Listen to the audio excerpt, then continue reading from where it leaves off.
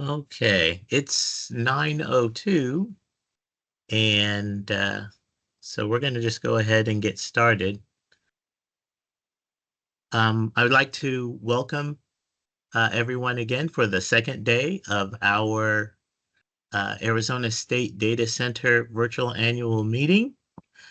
We had a great day yesterday, and I'm sure today will be as well. And we're going to be looking at the LEHD program, as well as some data tools. And we'll also be looking at the American Housing Survey today, as well as I'll just do a quick rundown of what we've been doing in the National State Data Center program.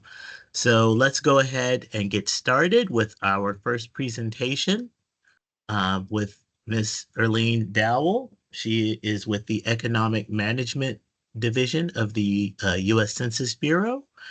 Erlene, the floor is yours. Thank you, Alan, and thank you for that introduction. Good afternoon, everyone. Oh, I'm so sorry. Good morning, everyone. I am happy to be here virtually to kick off day 2 of your affiliate meeting. Today, I'll be presenting the Longitudinal Employer-Household Dynamics, or LEHD, data products and showing you how accessible they are. Here's an outline on how our hour will be spent. First, we will go over a brief history and description of the LEHD program and the Local Employment Dynamics, or LED, partnership. We will then cover all of LEHD's data products, followed by Q&A. I would also like to draw your attention to the sidebar. I've added a link to our LED webinar series, which occurs every month from February to November. Our next webinar will be on Wednesday, November 20th, with Spencer Knoll and Richard Beam, who will present dynamics of business establishments and firms, a complement to the dynamics of workers. In this presentation, Spencer and Richard give an overview of the recently released 2022 Business Dynamics statistics. I also want to draw attention to the LED in Action link, where you will find articles on how LEHD is being used in the real-world examples. First up, let's talk about the program versus the partnership. LEHD data is a quarterly database of linking employer and employee data covering over 97% of private employment and most state and local federal jobs in the United States. It is a voluntary federal-state partnership that was developed in the 1990s with just a few states. Arizona joined in the partnership in 2004, so we are celebrating our 20th anniversary right now. The map to the right shows our current partners in blue, including Puerto Rico and the U.S. Virgin Islands. And even though some states are not currently active, we still have previous data from them, or they are working to bring their status to active. Data availability is from 1990 through 2023. The start year varies by state. Under the partnership, states send their administrative records, which are combined with censuses and surveys to create new dynamic information on workers to produce public use data products as well as microdata for research. The job data comes from the unemployment insurance wage records. Firm data comes from the quarterly census of employment wage data.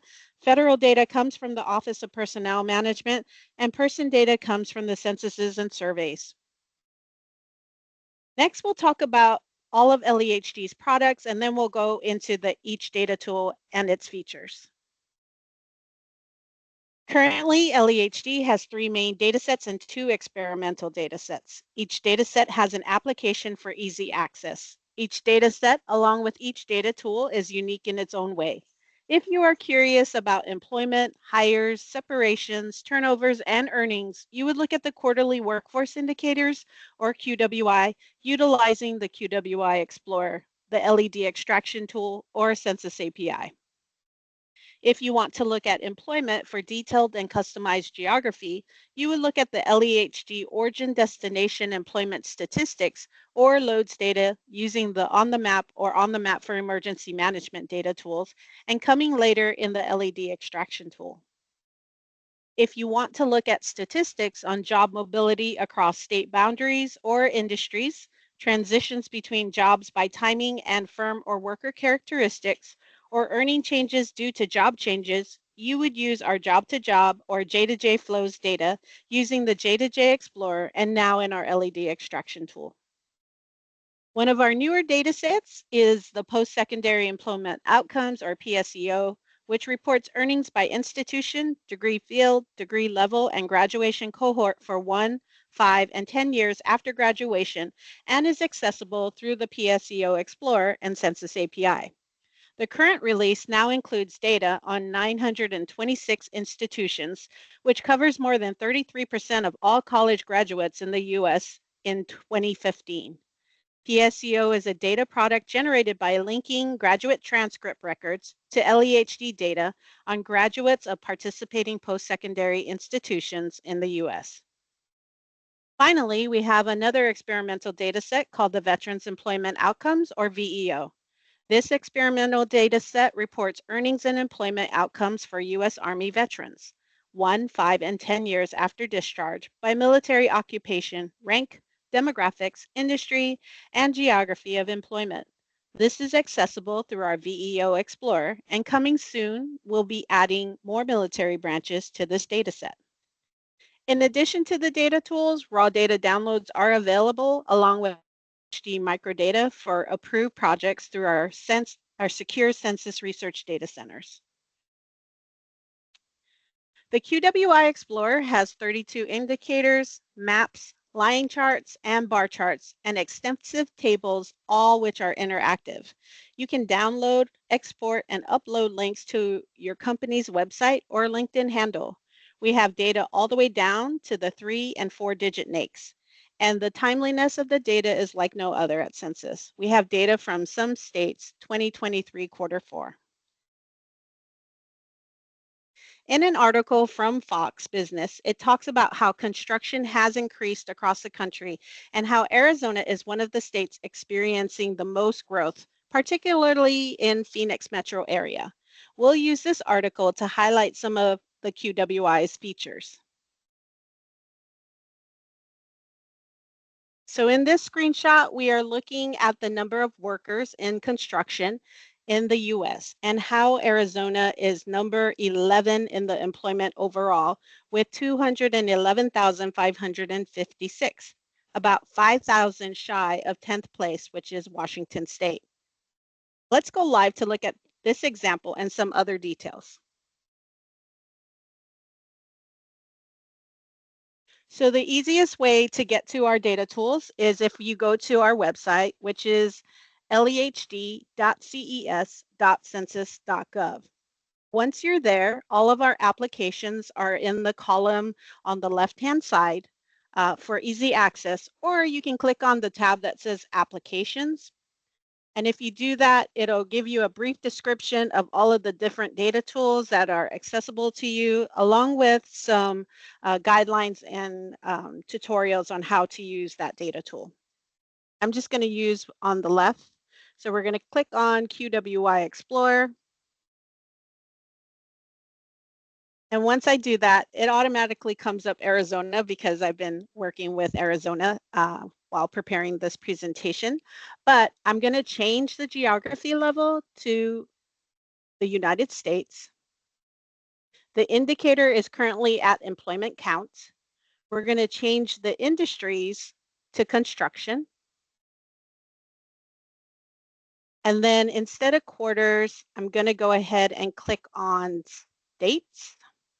And it'll give me a conflict, which I'm okay with. And then instead of the group, I'm just going to go ahead and click no group so we can just see what we saw in the PowerPoint. So here is the finished product, but it's not listed in ascending order. So I'm just going to double click the all. And then it shows us the top listing states that are in have employment in construction. So top is California, and then if we just move down the list, you can see Arizona again with the total. All right, so then we're going to do some other things with this. We can change the group to age groups to see that.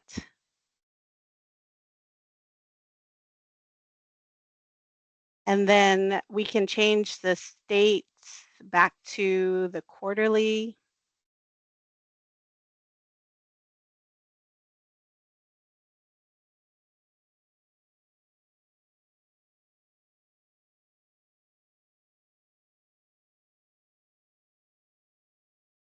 So when you're looking at the line charts, the only time you're able to see line charts in the graph, it's when you're using quarters and years. So here, if I click or hover over the top, you can see that 35 to 44 is the top age group in construction.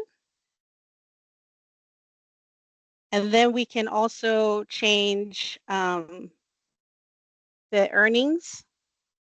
And we can look at earnings S, earn S. And then again, if I just hover over the top areas, you can see 45 and 55 are pretty close, those age groups. So the article also mentions that Maricopa County, because of Phoenix metropolitan area, is the 4th largest growing county in America. So we're going to change this to Arizona. And again, I'm going to go back to the employment count, make sure this says construction. And then we're going to click on, we're going to keep it at quarters, and we're going to click on counties. And then if I hover over, you can see that Maricopa is the top county that has construction. And you can also zoom down to the bottom to see the difference. So in 2023 quarter three, we have 166,613. While you go up, it's 126,284 from 2019 quarter one. The other thing, we'll go again to look at the earnings. And it's kind of, it changes definitely due to the weather or whatever, but La Paz is actually the #1 county at that time. And knowing your state, what's happening in La Paz at that time.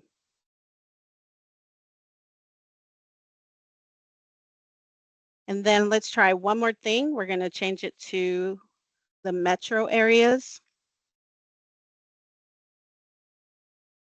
And then here you can see it is Phoenix. And then the next one is Sierra Vista. So again, when you look at this and you see the peak right after the pandemic hit, and you know your economy better than anybody else, and so you would know in construction what was going on in Sierra Vista, Douglas, Arizona. And then it just dropped after that, and then kind of stayed steady with the rest.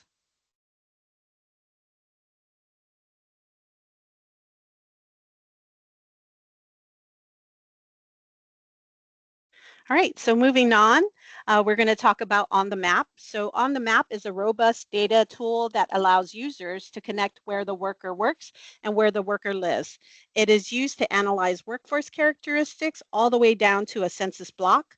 The tools allows analysts to look at workforce composition by industry and demographic characteristics, along with worker inflow and outflow and commuting patterns.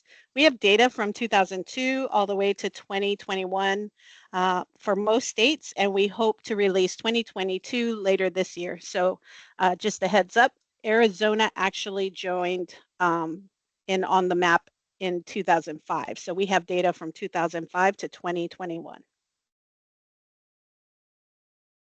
So in another article, it had stated that Phoenix was the 7th best commute and Tucson was the 8th best commute.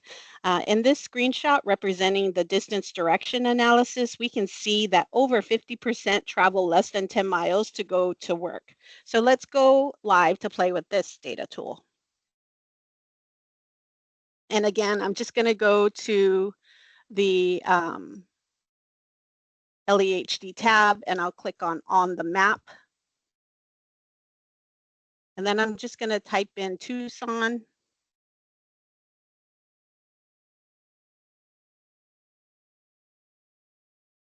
And once I do that, I'm going to click on Tucson City, because that's what the article was talking about. It was talking about cities. The thing about the on the map is that it's very intuitive. Actually, all of our data tools are very intuitive. If it's blue, underlined, or bold, you can hit that button. So here, a pop-up comes up. It tells us how many square miles is in the selection area. It tells us how many census blocks are in the selection area. And then it has perform analysis on selection area. So I'm going to go ahead and click on that. And once I do that, it takes me to an analysis setting. So here we can look at where the worker lives or where the worker works. We have 5 different analysis types here. And then we have the dates from 2021 all the way to 2005. And then the job type is all jobs, primary jobs, all private jobs, and private primary jobs. So all jobs is every single job that's out there. If you have more than one job, this is where the numbers would be. If you primary jobs is the job that brings home the most income. So when we're looking at all jobs and primary jobs, we're looking at those that also include federal data. And then all private jobs and private primary jobs are just that. They are the private jobs. I also wanted to point out that you can hover over the question marks to get more details. So here, oh, I was wrong. So sorry, I was wrong. Something about Arizona 2002, 2003 were not available. So I was partially wrong about 2005. And then you can hover over analysis type to see the area profile definitions and all the way down to the inflow outflow. So we're going to click on distance direction. I'm going to go ahead and click on primary jobs, and then we'll click go.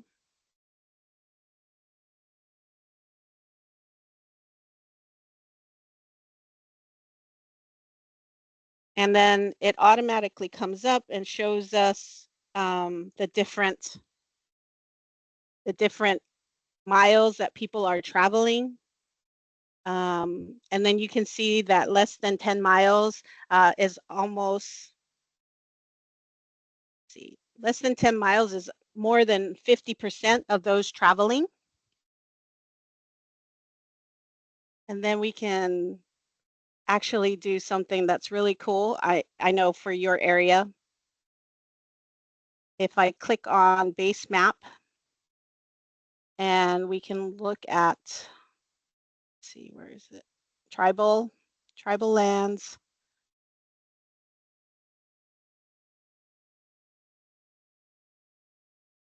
And then we can go out here and maybe click on something.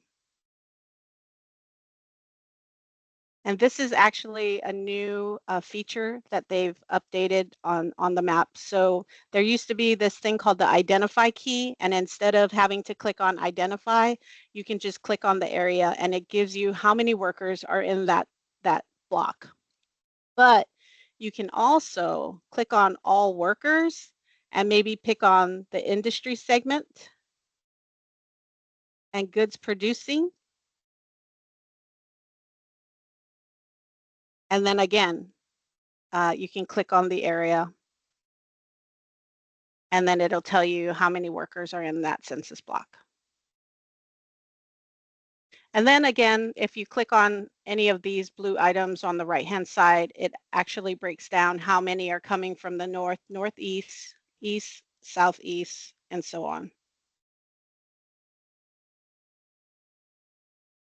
And then I'm going to show you one more thing out of this. So I'll click on change settings, and then we'll look at the inflow outflow because people love to see that one. So I'll click on this lightning bolt, go bold exclamation point.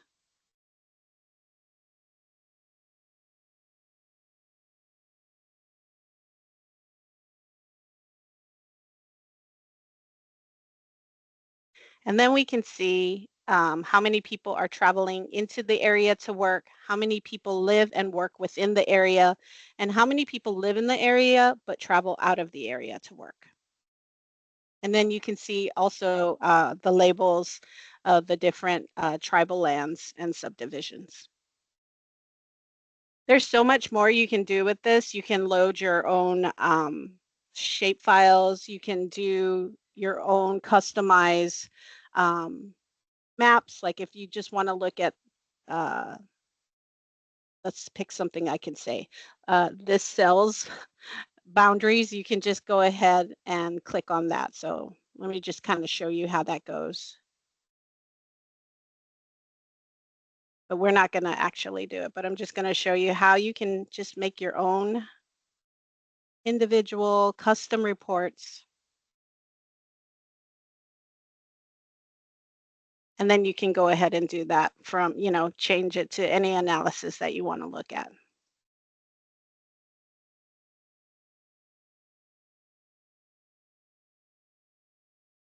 All right, well, you can't talk about On the Map without talking about its sister map, On the Map for Emergency Management. On the Map for Emergency Management, which is a public data tool that provides an intuitive web-based interface, is a public data tool that is accessing the U.S. population and workforce statistics in real time for areas being affected by natural disasters. The tool allows users to retrieve reports containing detailed workforce population, and housing characteristics for hurricanes, floods, wildfires, winter storms from the National Oceanic Atmospheric Administration, or NOAA, the Federal Disaster Declaration areas from FEMA, and our wildfires from the Department of Interior and Department of Agriculture. All our demographics and economic data comes from the Census Bureau's 2020 decennial, the 2017 through 2021 American Community Survey, and the 2021 loads data. So by the end of the year, all of this should be updated.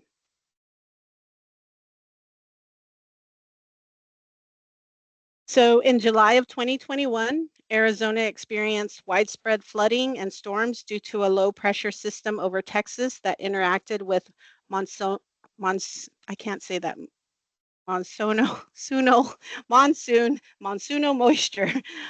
It affected Apache, Coconino, and Navajo counties, and were all declared disaster declarations in September. Here we can see the impacted household was about 299,615.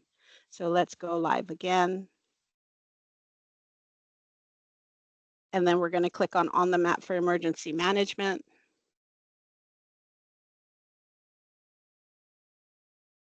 And once that comes up, this is real-time data. So you can see currently we have quite a few fires on the west side of the country, while we have a lot of FEMA disaster declarations on the right side of the country. And then we have a lot of flooding, which is the yellow houses in Florida.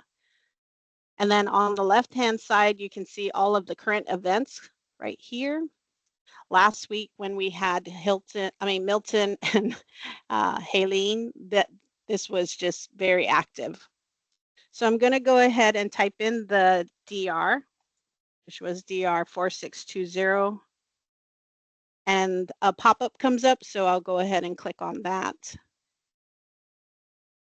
And then it zooms into this area. And then you can see the impacted area or the total, and we can look at different vulnerabilities such as race. So here in this area, and you all know your areas, there's about 133,373 American Indian and Alaska Native alone. We can scroll down, we can see Hispanic or Latino. So not Hispanic is 279,000. And Hispanic is 38,000. And then we can look at disability status by poverty. So we see the total number is 226,289. And then we can see those in poverty, below the poverty level is about 11,000. Then when we're talking about flooding, it's always good to know about mobile homes in the area. So we can see about 27,000 homes that could be impacted. And then we can also look at the year the structure was built. So then, interesting enough that in 2020 or later, there was only like 196 homes built in that area. But then 1939 or earlier, there's about 2,783. We can also look at the workforce employed in the event area. And we can see that the total number is about 87,844. And we can look at what the earnings are. So if you see this earnings, we can, multiply that 41,000 by 333,033 per month, which is, how much could be impacted and earnings loss through the storms. And then we can look at the different NAICS industry. So the top NAICS industry in this area is, let's see, it's healthcare is first, followed by accommodations and food. And it's easier you can just hover over these, and then accommodations and food, and then public administrator. And again, everything you need is in this help and documentation to show you how you can use this. You can export this information. You can share it. It has its own individual unique link. And then you can actually click on this, and this takes you straight to FEMA.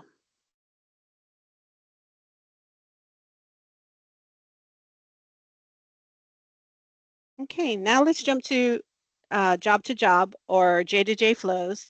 J2J has 60 measures of reallocation. Like all our data tools, we have a flexible dashboard with maps, tables, and charts. And of course, everything is interactive and easy to use and help documentations.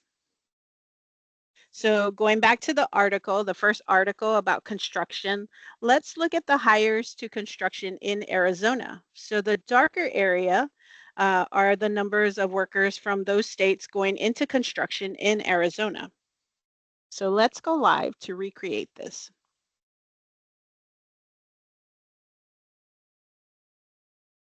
So click on J2J.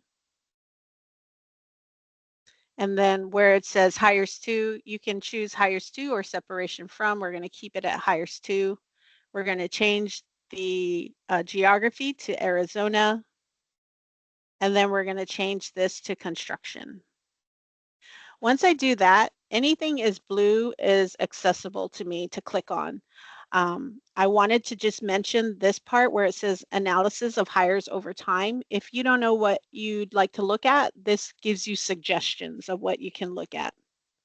Same with everything down here. It might have North Dakota, but you can always punch in Arizona instead. So I'm going to click on which states.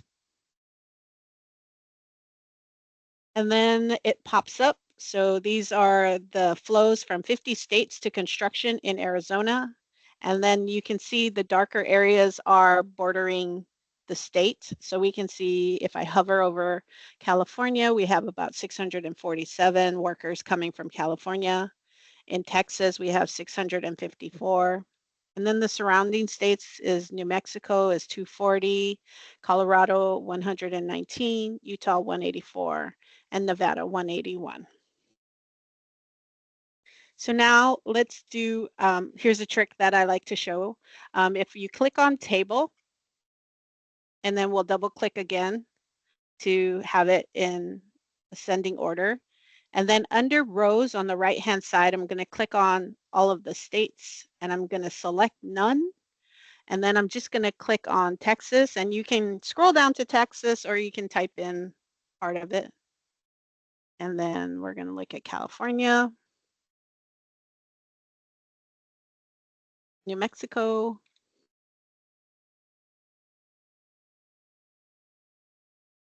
and then Utah. And I'll click Save Changes. So then maybe we want to look at what NAICS sectors they're coming from. So we'll click on origin NAICS and we'll click on the bipartite chart. And instead of looking at the numbers, we'll just click on percentage because it's easier to read. And I can hover over California and we can see the top industry that we're getting workers from are coming from construction into construction. Same goes for New Mexico. Same goes for Texas with administrative following that. And then Utah, again, construction. We can change this again and we can see what the education is. So in California, the majority have some college. Here, the majority, again, has some college. Nope, actually, that one we don't know for sure. This includes those that have not gotten their degree that are kind of in limbo. And then this one is very interesting. So Texas, those that have less than high school are going into construction from Texas into Arizona.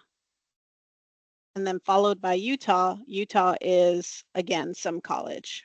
Nope, high school, sorry, high school.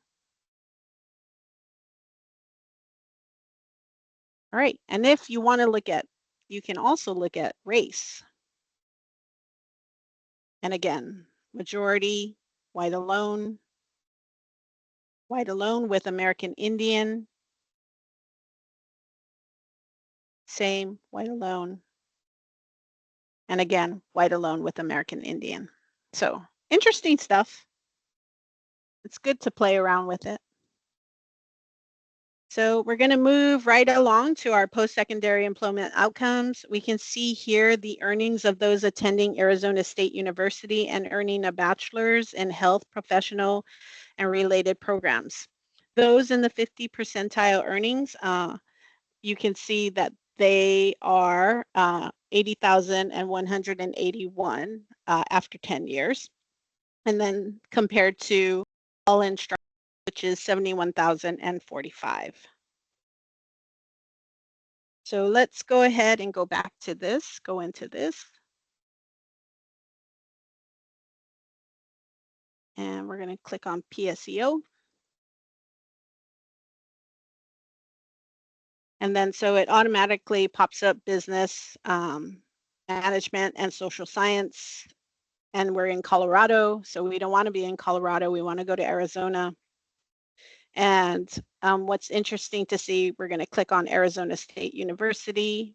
I wanted to look at some of those that had certificates because I understand some of the initiatives in Arizona is to, educate the workforce so that they can have construction jobs and so forth, just like the article mentioned. So we'll go ahead and click on, but most of them they don't have that much interesting things with the certificate right now. So we're going to go and look at all instructional programs, and then we're going to look at the other industry that's very high in Arizona, which is health professional and related programs. So we can see this is for the 50 percentile. So here where I'm pointing on the left column with my cursor, you can change it from 25 to 50 to 75. And so those that are in the 75 percentile are earning, six figures when it comes to 10 years. So here's something really fun to do too. If you unclick all instructional programs and then you click on detailed, now we can see all of the different programs that have health professional. So we see clinical, medical, and laboratory. So that's 81,000 for those in the 75 percentile, while registered nurses in the 75 percentile are earning 105,000 plus after 10 years graduation, post-graduation. And then you can see health medical preparatory programs, communication, disorder science and services, public health, rehabilitation and therapeutic, and then health services and allied. So then we can also look at the flows. So we can see what industries they are going into. And again, we can change that from numbers to shares. And we can see that many of them that are getting degrees in health professions are also going into healthcare and social assistance, followed by education services and administrative support. But these are small numbers compared to 76%. You can also look at the retention. So if they're getting degrees from Arizona, are they staying in Arizona? And 73% of them are. About 11% are in the Pacific, and then 4% are Mountain Balance, and so on.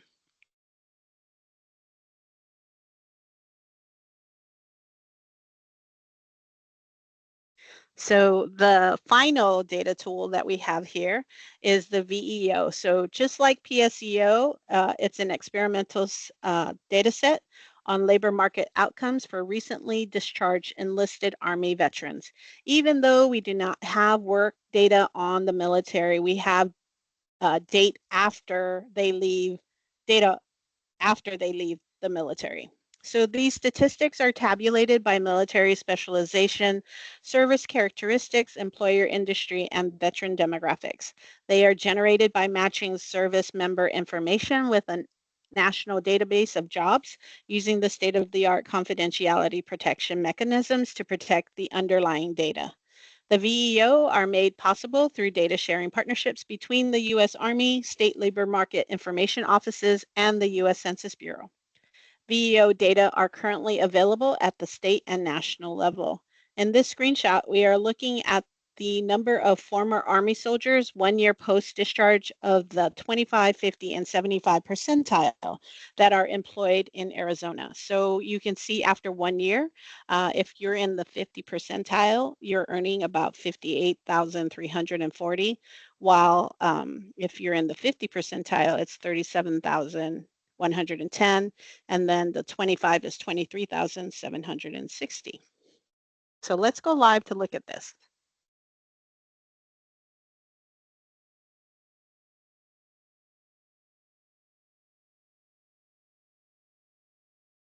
So it automatically pulls up the all occupations in the military and then the infantry general. So you can see the 1 year after discharge, the 25 and the 50 and the 75 percentile.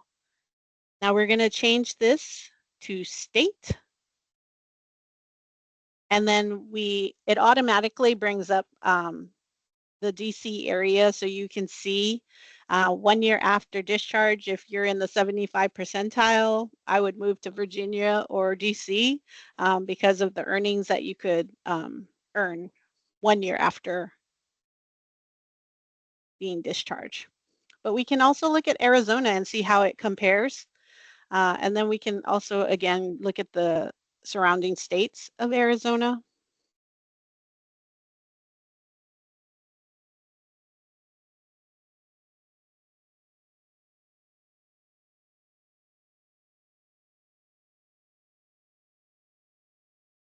And then when you compare the earnings to the surrounding states to Arizona, Arizona is doing pretty well with the 58,340 compared to 43 and 49. And then even California is 48, so that's pretty low. But you can change. You want to look at the 10 years, 5 years, you can change that. Or you can look at all years post-discharge by the 50 percentile. So here we can see in Arizona for 50 percentile, it's 55,870, 48,000, and then 37. But then we can change that to 75 percentile and see what they earn. So it's about 80,069 and 58. So one of the things that I really like to show regarding this data tool is I'm going to look at the different military specializations. So I'm going to click on the arrow, the chevron, and I'm going to click on detailed military occupation. And it brings up, again, all occupation and infantry. And I like to look at the unmanned vehicle system. So we're looking at drone operators. So drone operators, 1 year discharge, are earning, if you're in the 75 percentile, are earning 102,300 for that area. And then we can click on this and see for all years for the 50 percentile, and then again for the 75 percentile. And then so 75 percentile, 1 year, 5 year, and 10 years with drone operation are earning 6 figures. And you're like, why? Why are they earning that much in that area? So we can actually look at the count of veterans that go into that occupation. And we can see that there are limited drone operators.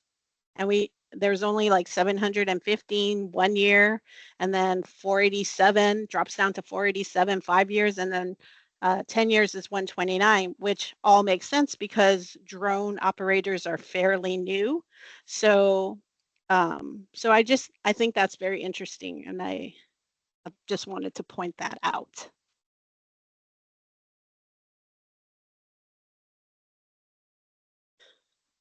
All right, so we're going to summarize, and here's a bunch of our resources. So that's all the time I have for you, but in summary, this web-based analysis and visualization tools provide accessibility to the data for a variety of user needs and levels of statistical expertise.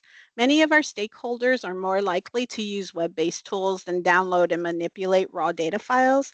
And here are the links to all of our data tools that we covered.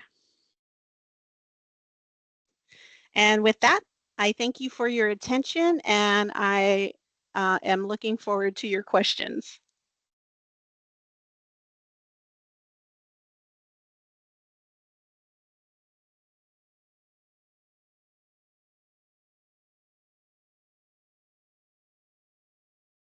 Did I lose people? Am I still on? You are still on. Okay. I was like, have I been talking to myself for the last 45 minutes? I have a question. Could you explain just a little bit on what the loads data is again? So the loads data is how we connect where the worker lives and where the worker works. So that's pretty much it, Alan. So that's a component that works within all of those all of the different applications that you showed. No, it's an individual app. It's an It is individual data set. Yeah. okay. So So it's that's its only purpose then. yes. So Okay. but it has, like those 5 different purposes that I was showing you earlier. Okay. So you can look at commuting patterns with the on the map. We can look at how many workers are in the area. So I'll just show you this area profile is an overview of all of the different things that could be happening in Phoenix. So we look at the total number of jobs that are in Phoenix currently, and this is private jobs because I didn't mess with anything else. And then we can see what their worker age is, their earnings are. We can look at the the industries that they're in, along with what their worker race is, their ethnicity, educational attainment, and worker sex. Then you can also change it to where the worker lives. So instead of looking at where the worker works, now we're looking at the workforce population and where they live. So it says it right here, home area profile, living in Phoenix, Arizona. So these are all the workers that live in Phoenix, and there's about 601. And then again, you can look at the different earnings, industry, race, and ethnicity, and education attainment. So, for example, if you want to see where all the high earners are, and you can see that people in Phoenix, majority of them, more than 50% earn more than 3,333. And so if I click on that area, this is just going to highlight to me all of those top earners in Phoenix and where they are. Then if I change things up, you can compare it. So for example, if you want to look at area comparison and then change it to work again, like for example, if you're thinking about adding some kind of warehouse of some sort, we can pull that up and then we can see, well, where are the top education people. So we can look at educational attainment and look at bachelor's. And then we can compare overall, compared to overall, there's only 19.8% of those that have bachelor's degrees in Phoenix. Mhm. So it gives you a lot of little details, details that you don't know that you needed. We can see where they're coming from. So if I click on destination, so people that are working in Phoenix, they're coming from Mesa City, Glendale, Peoria, Scottsdale, and it tells us how many people are traveling from these other cities to work in Phoenix. So does that answer your question? Yes, that's It's one of oh, the best, I mean, like it's one of my favorite data tools because it can do so much and it can do custom, custom maps. The only, fallback is that the data is 2021. But right. with Mhm. 2021, you can still compare. You can compare what was happening in 2019 and what happened in 2020 and now what's happening in 2021. So, there's still, a little bit of details and richness to it, even though it's 2021. But 2022 is coming. So, anyway, American Community Survey is still only 2022 right now, but I know 2023 is coming out very soon. Yeah, we have the first year for 2023. We're waiting on the 5 year. Yeah. Okay, we do have a question in the chat. Is there a way to show all counties in the US instead of just counties within a specific state in QWI Explorer? That's a great question, and unfortunately not in the Explorer, but if you download the raw data, you can. For example, if you go to the LED extraction tool and you use all QWI measures, and then you can do United States, and then we can, I thought you could. I wonder if you just have to click all this, but this seems like a lot. I'm pretty sure you can do it this way. I'm probably not doing a very good job of how.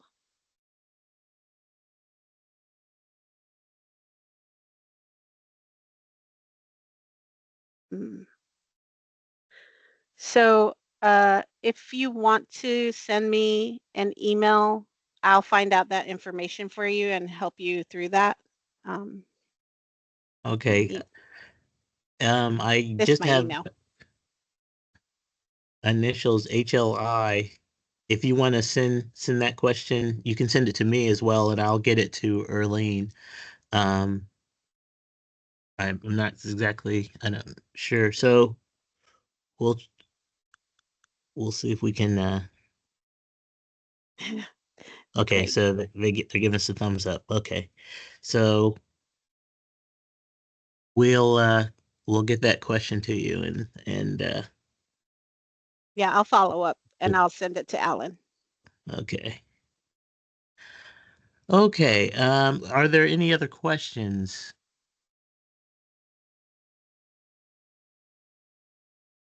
I did have a question about the post-secondary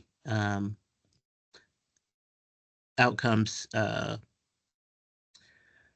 application. Are all of Arizona's major universities in there? I mean, they're all, did they have to be like all in order to be part of that data No, set, or okay. no. This is what's in right now. Okay. So Um, we have them. Okay, cool. yeah.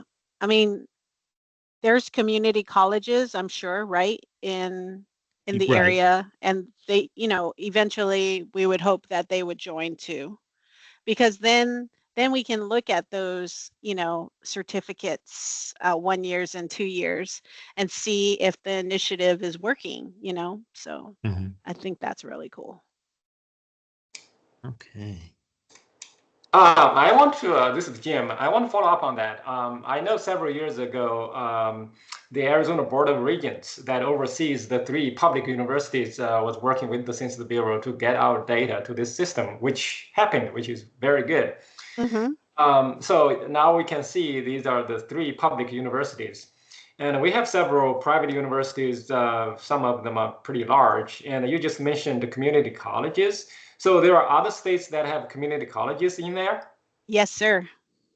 Okay, I think it would be a good idea for us to maybe contact some of the community college districts and see if they're interested. I think we'll get this started. Yeah, And the Census Bureau, how do we like who are the contacts to work on this? I'm going to give you one name.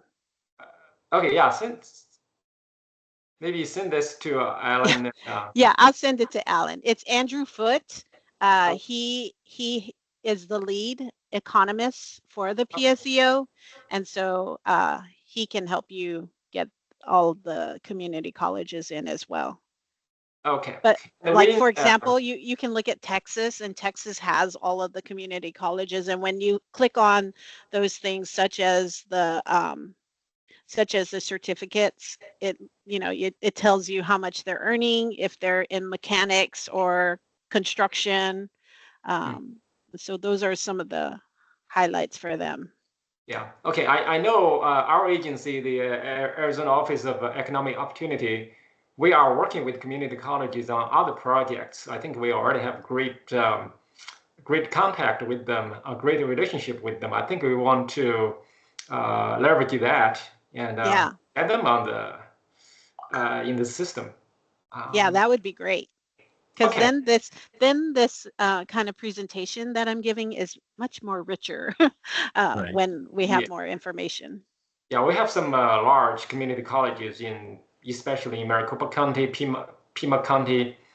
I think they have strong leadership. I think yeah, we'll try to get this going. Thank you. Okay, thank you. Okay. Are there any more questions? I think we have the two questions in chat covered. Are there any questions? Any more questions that people have?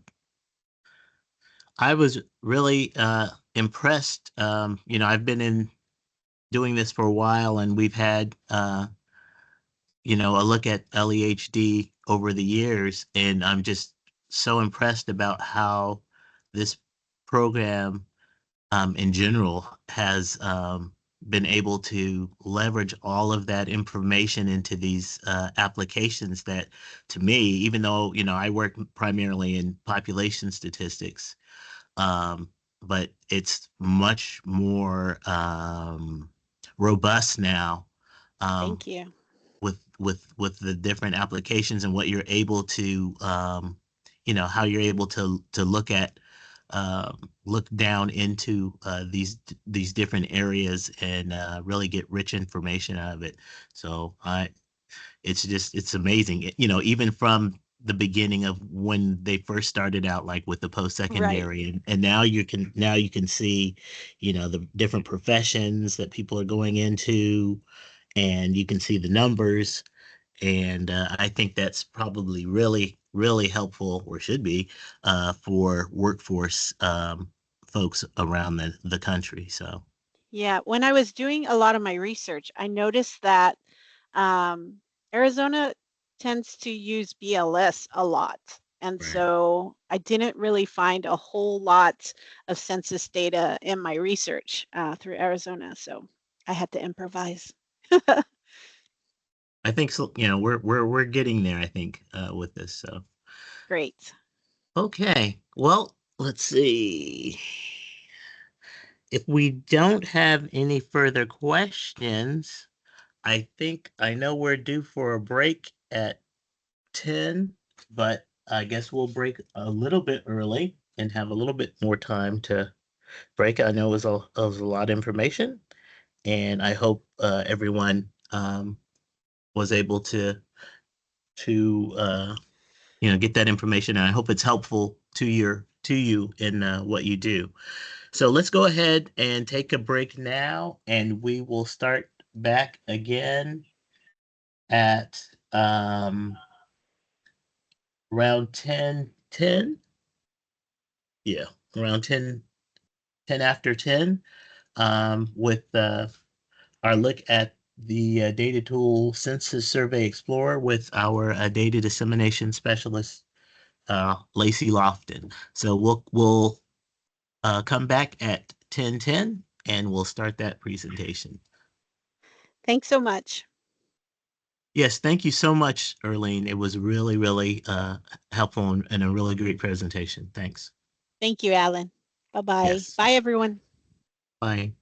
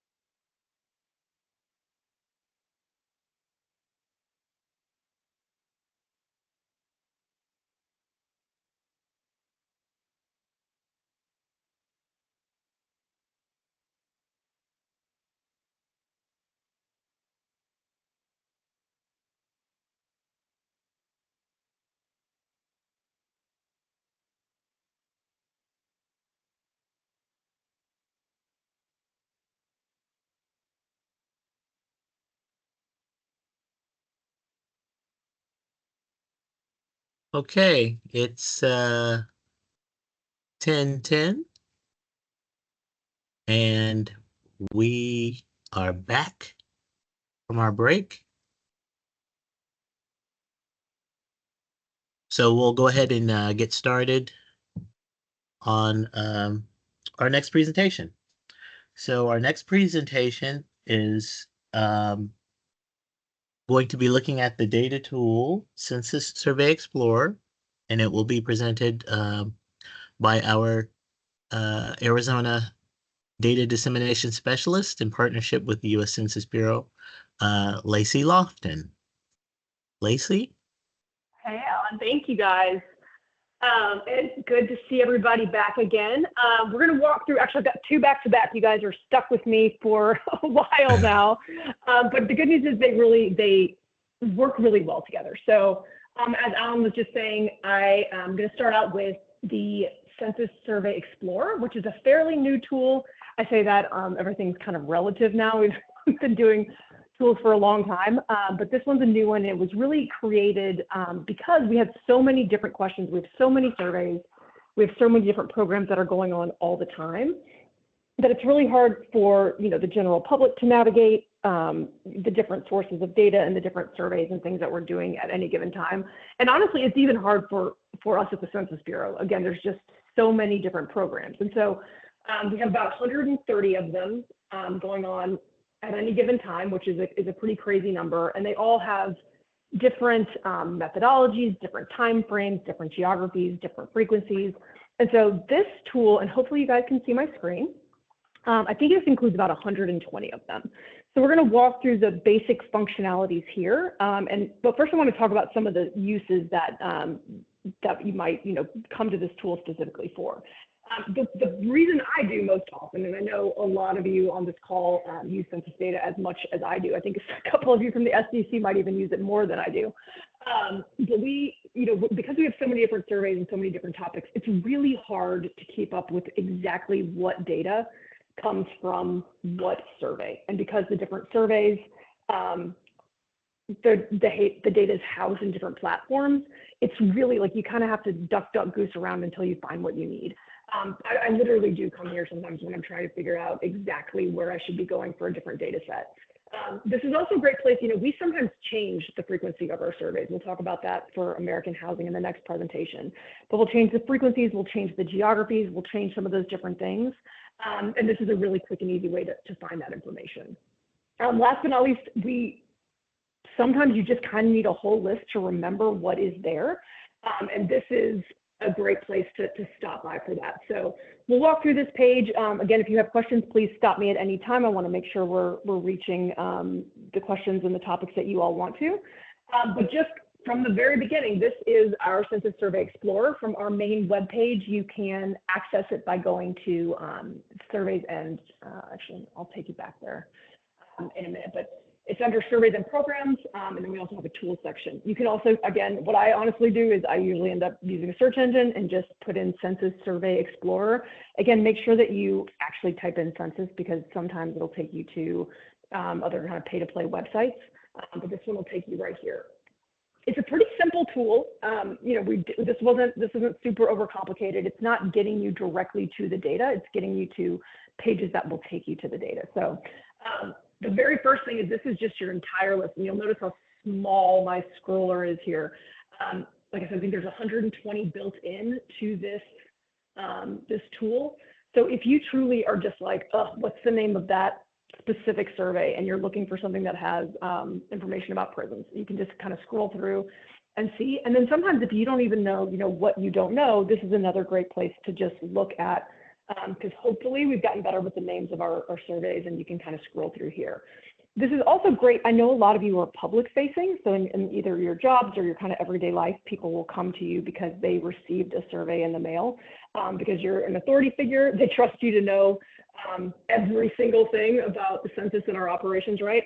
And you probably don't, but this is a good place to be like, if somebody asks you, hey, is this survey a real survey? Is this survey a scam? What is this for? You can either send them to this web page or you can check it out yourself. I did this my parents, ironically, after I've been already working for the Census Bureau for like 15 years, got a survey in the mail, and I'm like, is this real? Is this a real thing? And I gave them a really, really hard time before I told them yes. But even if people know a lot about the Bureau, it's impossible to really keep up with everything we do. So you can start here. So we're going to walk through these in a minute and show you how to just kind of search. But I first wanted to walk through all the different variables within these different tabs. So under geographies, and I think Jim's still here too. Jim, feel free to jump in if you'd like to. Most of you know a lot about census geographies at this point, but we, in this particular platform, we've combined a few of them. So the nation is available here. Those, you're going to see the list of 50 states when you use those drop-down menus. And then the state, for states and state equivalents. And we do have built in, because this is all of our surveys, we do have not just, some of them are just the U.S. Main territory and then Puerto Rico. This does have all of our island areas included as well. And then we also have metropolitan areas. We're going to look at those specifically for the Phoenix area. We have counties and county equivalents, which is funny that this is one of the few places that we don't actually say county equivalents, but in Arizona you have counties, so we've got those listed here. We have cities and towns, which again, that's kind of a unique thing. This is where we call places in other areas, but here we were trying to be a little more human friendly. Here's your zip code and zip code tabulation areas. We also have tribal areas. But this is where I really wanted to focus too. So instead of having, like for data.census.gov, you can go and you can look at like every single geography that we have available that we publish data for. This, we actually truncated that list by putting other, so that simply was just less of a massive, cumbersome list. So you'll go, the ones we just talked about are listed, and then we have others. So we have barrios, blocks and block groups. We have census tracts, congressional districts, economic places. We do have some international data, which is from our POP estimates and projections. Anyway, there's a long list here, and it's kind of deceptive because I feel like other usually comes across as like, oh, there's just a couple other things to mention here. A lot of our different geographies are here. So especially if you know what geography you're looking for, which I know many of you do, that's really where you should start when you're, or a lot of times where you'll start when you're looking for different data sets. If you know exactly what you're looking for, this is where you'll want to come to. Other might be where you're actually looking. Going back up to the top here, under frequencies, this one is more complicated, but this is also if you are specifically looking for a survey that is released on a specific frequency or specific timeline. This is the place to come, because I do know, especially like if you're writing a grant or if you're looking specifically to justify something, or even if just somebody you're working with has really specific needs or really specific details, the frequency of the survey releases do matter. So we have, from this drop down, you'll have annual, which is a pretty straightforward one, quarterly, monthly, and then we get into some of these unique definitions. From Jim, who's on the phone, this is where we usually come because we can't remember which one is biennial and biannual. We always get those two confused. What is twice a year and every other year? But this is, again, if you're really specifically looking for a survey that's released, like if you need updated data every quarter, this is where you'll come do that. Apparently we have triennial, so I did not know that, but this is where you would come to find that out.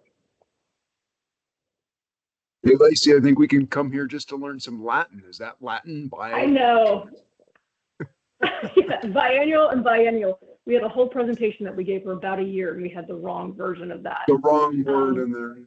We should outlaw those words. What was that? We should outlaw those words. Everybody. Yeah, seriously. Yeah, everybody understands them differently. It does, yeah, and it's funny. I actually took Latin for 5 years, and it did me absolutely no good. So this is a great reference for any of the data that you're looking for. So under topics and subtopics, this is where it gets really, really heavy. This is when we're going to the drop downs, it'll be easier. But I do at least want to touch on specifically the topics that we have listed, and then specifically the two different filters that you can apply in this tool. So first of all, we're going to have general headings.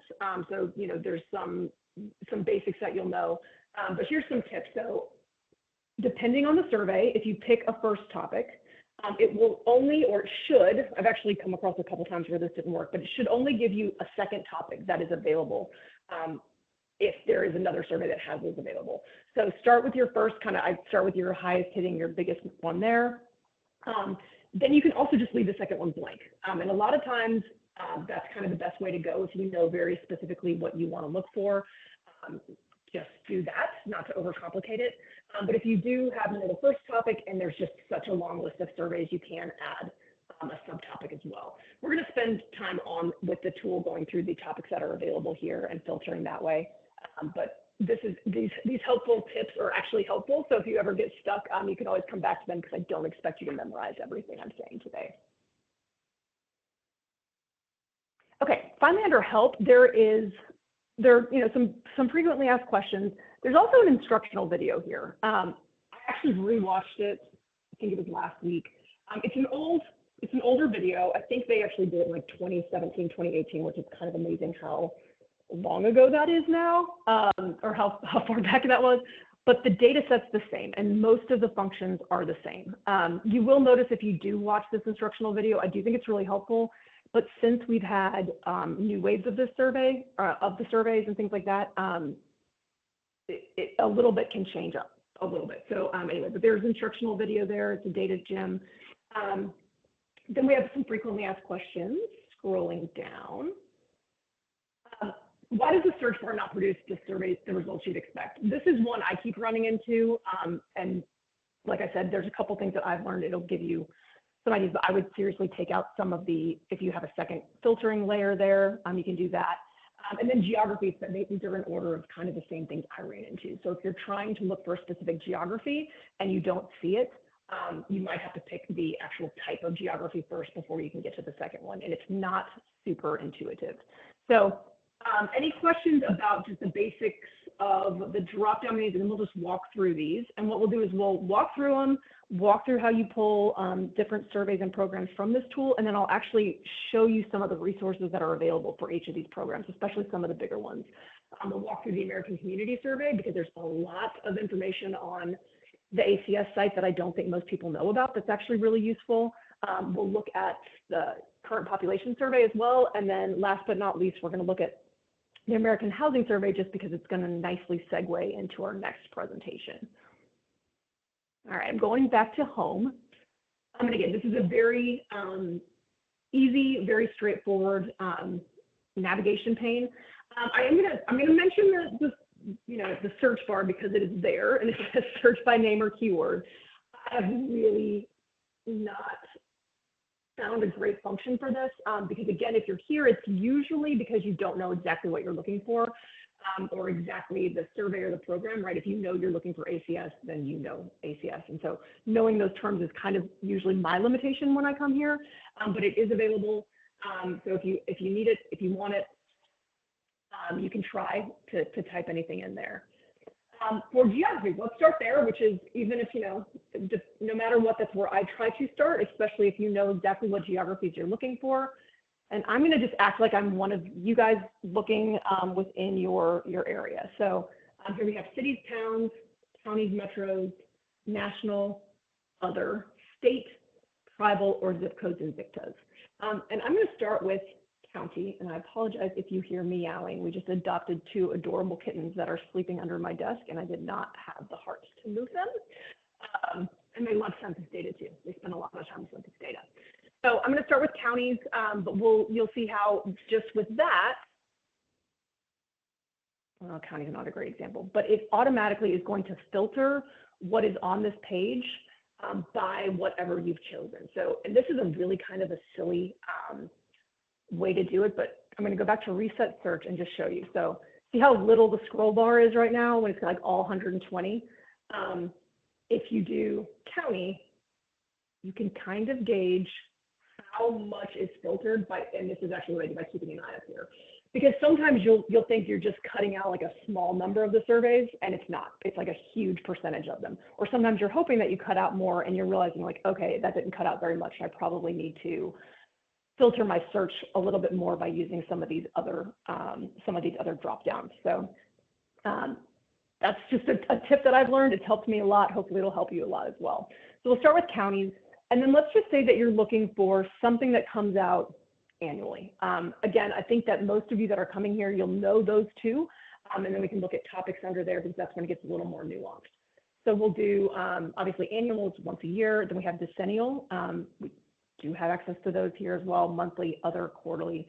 And then you get into a little bit more of the weeds here, quinquennial. I'm not even sure if I'm saying that correctly. I probably shouldn't have tried. I'm going to stick to annual. I know how to say annual. And you know, when you click on either of these, they're going to pop up right here. And keep an eye on these, just because sometimes, specifically I will, like I'll click on something, or I'll think I clicked on something and I didn't, or I will not click on something and think that I had. So keeping an eye on kind of your shopping cart here will save you heartache when you're looking for something that you expect to be there or you don't expect to be there.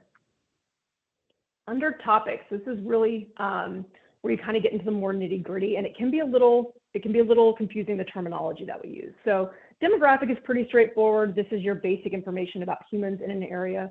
So this will include your race, ethnicity, age, sex,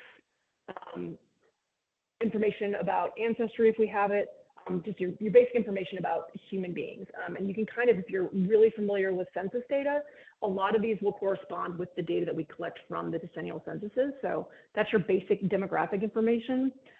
Under economic, this is where I get a little more lost, so I just want to walk you through what is here. There's going to be two different types of economic data that are here if you click this box. You have the economic data that we get from businesses, which are, like, okay, so who owns the business? What are your payrolls? What are your receipts? Things along those lines. And that's really telling you more about the business functions in an area, and then the business owners and kind of their internal structures, right? Like how many establishments are there, what kind of business, business operations they're in. If you're looking for NAICS codes, so specific industries, that will certainly, click here, you'll find those as well. But this also has economic situations of households under it. So from some of our household surveys, if you're looking for the percentage of people that make, what is the median income of people, or what is the educational attainment? Even that sometimes is here because that's a household survey and it's a human survey, but that's the economic sections of those surveys. So that's what you'll find under economic, and we'll look at what that shows results for. But again, that was like a really broad category, and in most of our other locations, we have that broken down a little more nuanced. Here we have it all grouped together. It covers all of them. Under government, we have a lot of different, it's funny, this is actually a really rich data source that we don't talk about all that much, because I think people, if they're using government data from our products, they know where it is and they know how to use it. And if they're not using it, it doesn't really apply to them. But we have, Census of Governments is one of the censuses that we do. So we can tell you a lot of information about, any functional government, which I always like to laugh about that definition, but it's real, every functional government in the United States. So information about collecting taxes and some of just the different functionalities there. Under housing, this is another really big one, a really big basket. This is information about the physical structures, which we'll talk about in a little bit as well.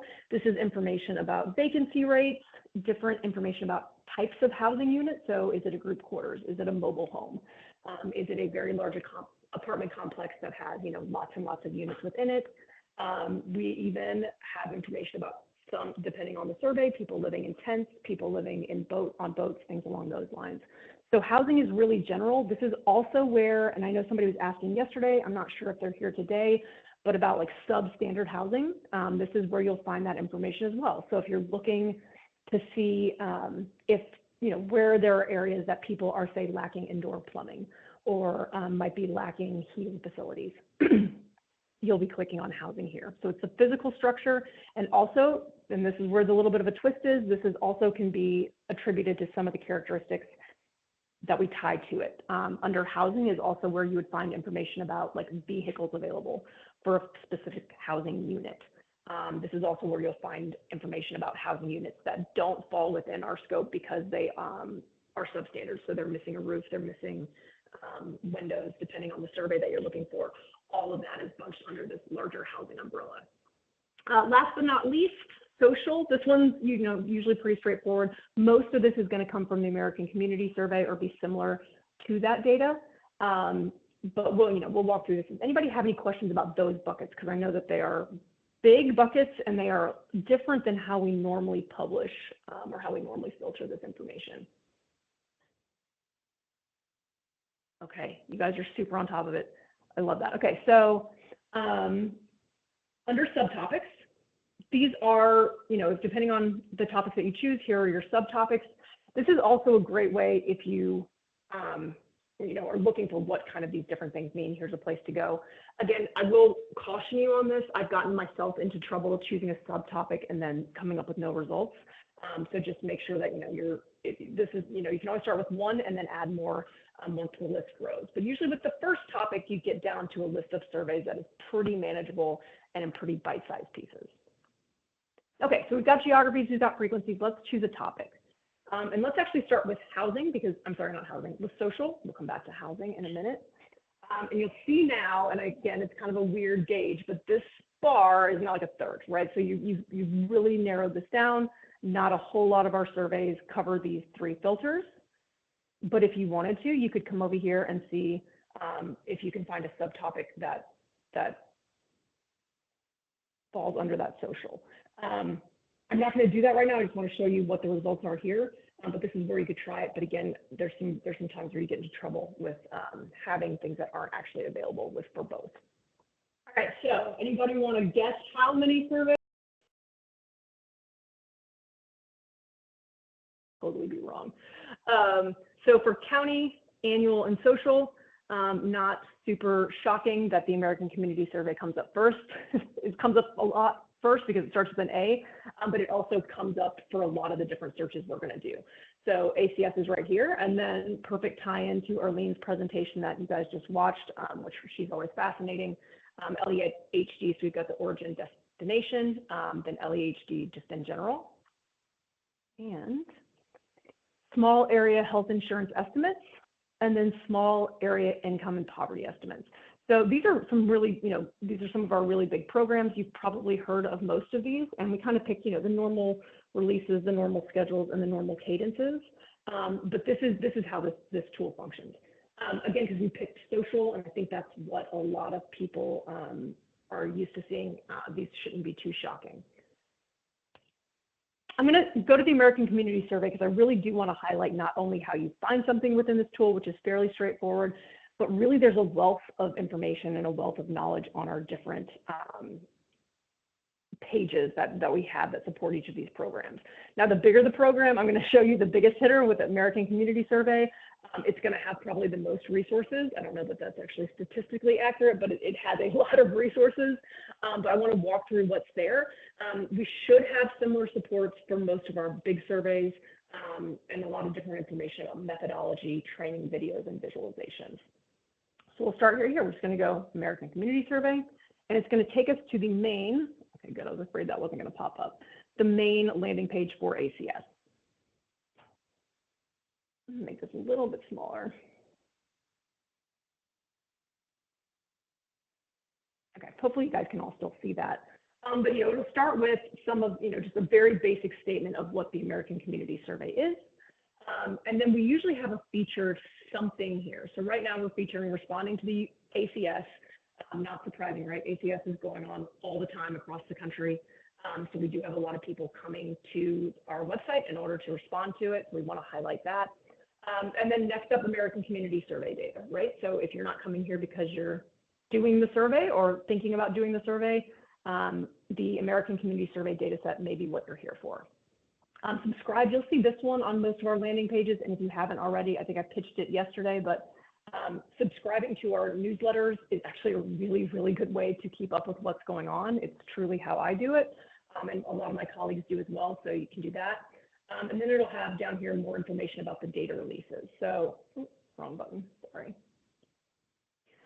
Because this is one of our bigger programs, we have some information on stats for stories. So we'll take from any given program some information that is relatable to our customers and to hopefully the general public and turn them into these kind of different things. So stats for stories is certainly one of them, where we'll use data to describe sometimes it's around a holiday, sometimes it's around a specific, some kind of hot topic that's going on. We'll have those here. We also will have visualizations and, some tips and tricks sheets that come out too. And I actually love these because they're great for kind of giving you ideas about what you could be using the data for. So it might not apply specifically to your area or to your kind of expertise, but a lot of times when you look at these, you go, ooh, that's interesting. I didn't realize that data existed, and this is something that maybe I could apply and create something for my own area or for my own job or my own specialty.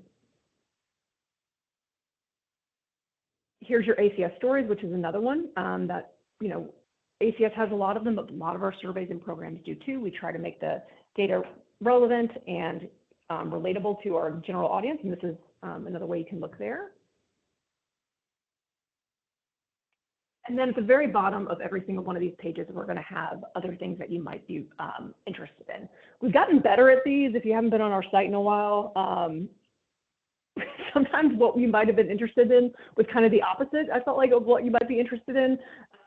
Because we've got more search results now, what people look at kind of in cohorts, these usually are pretty good. So if you came here and you're like, oof, this doesn't quite fit, if you scroll down all the way to the bottom, you might have some more luck looking into some of these other options down at the very bottom.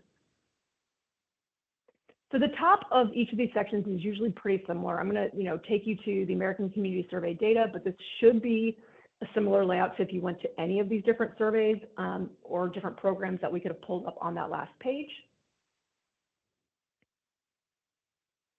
And here you go. Again, this one's going to have your most, but I just want to, the layout should be the same. The basic functionality should be the same. So you got get started with, and up at the very top, we'll usually have the data tool from which that you'll want to go actually get data for this particular program. So this one, most of you guys know, data.census.gov. I know Kaneen was here yesterday talking about that. But there's also, depending on the survey that you're looking at, there might be multiple, and we'll walk through that as well. Here's your popular ACS tables, and it'll take you directly to them. This would work with any other program as well. So if there's something that I've noticed that just gets a lot of traffic once somebody's interested in the survey, we'll have those highlighted up here at the top. And they will take you directly to the tables. So whatever, kind of skips over whatever tool is necessary, even if it's populating like within that table, within that tool, so that you don't have to, go struggle through learning how to use a new tool. You can just go straight to the things that are most frequently requested.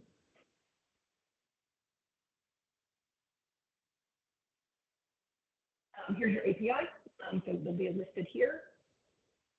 And then more information of, the things you might be interested in. So here we go. Okay, so that's kind of like, what the things that we're going to highlight. And over on the left for every single one of these surveys and programs is going to be your kind of more detailed information. This is where I spend a lot of different time. These, again, they're highlighting what is most frequently chosen when somebody comes to this website, but it's getting more into the weeds, right? The middle, the shiny part is kind of the most like, okay, frequently used tables, frequently, combined data, different things you might want to look at. And on the left is where you really can get into the nitty gritty. Like this is where you're going to find, if you're like me and just love a good methodology paper, this is where you'll find some of that kind of stuff too. So data tables, data tools, experimental data, summary files, and then even, information on very specific data sources or data tools that we use for the American Community Survey. All right, questions there. I'm going back to Survey Explorer, and we'll walk through another one of these. So to get rid of these, it kind of makes me crazy. I wish you could just click off one or two of these. You can't. You have to go up here and reset your search. But I do want to caution you on this because you can forget to clear your search, and these just kind of sit there, and you might not realize that they are just kind of sitting there.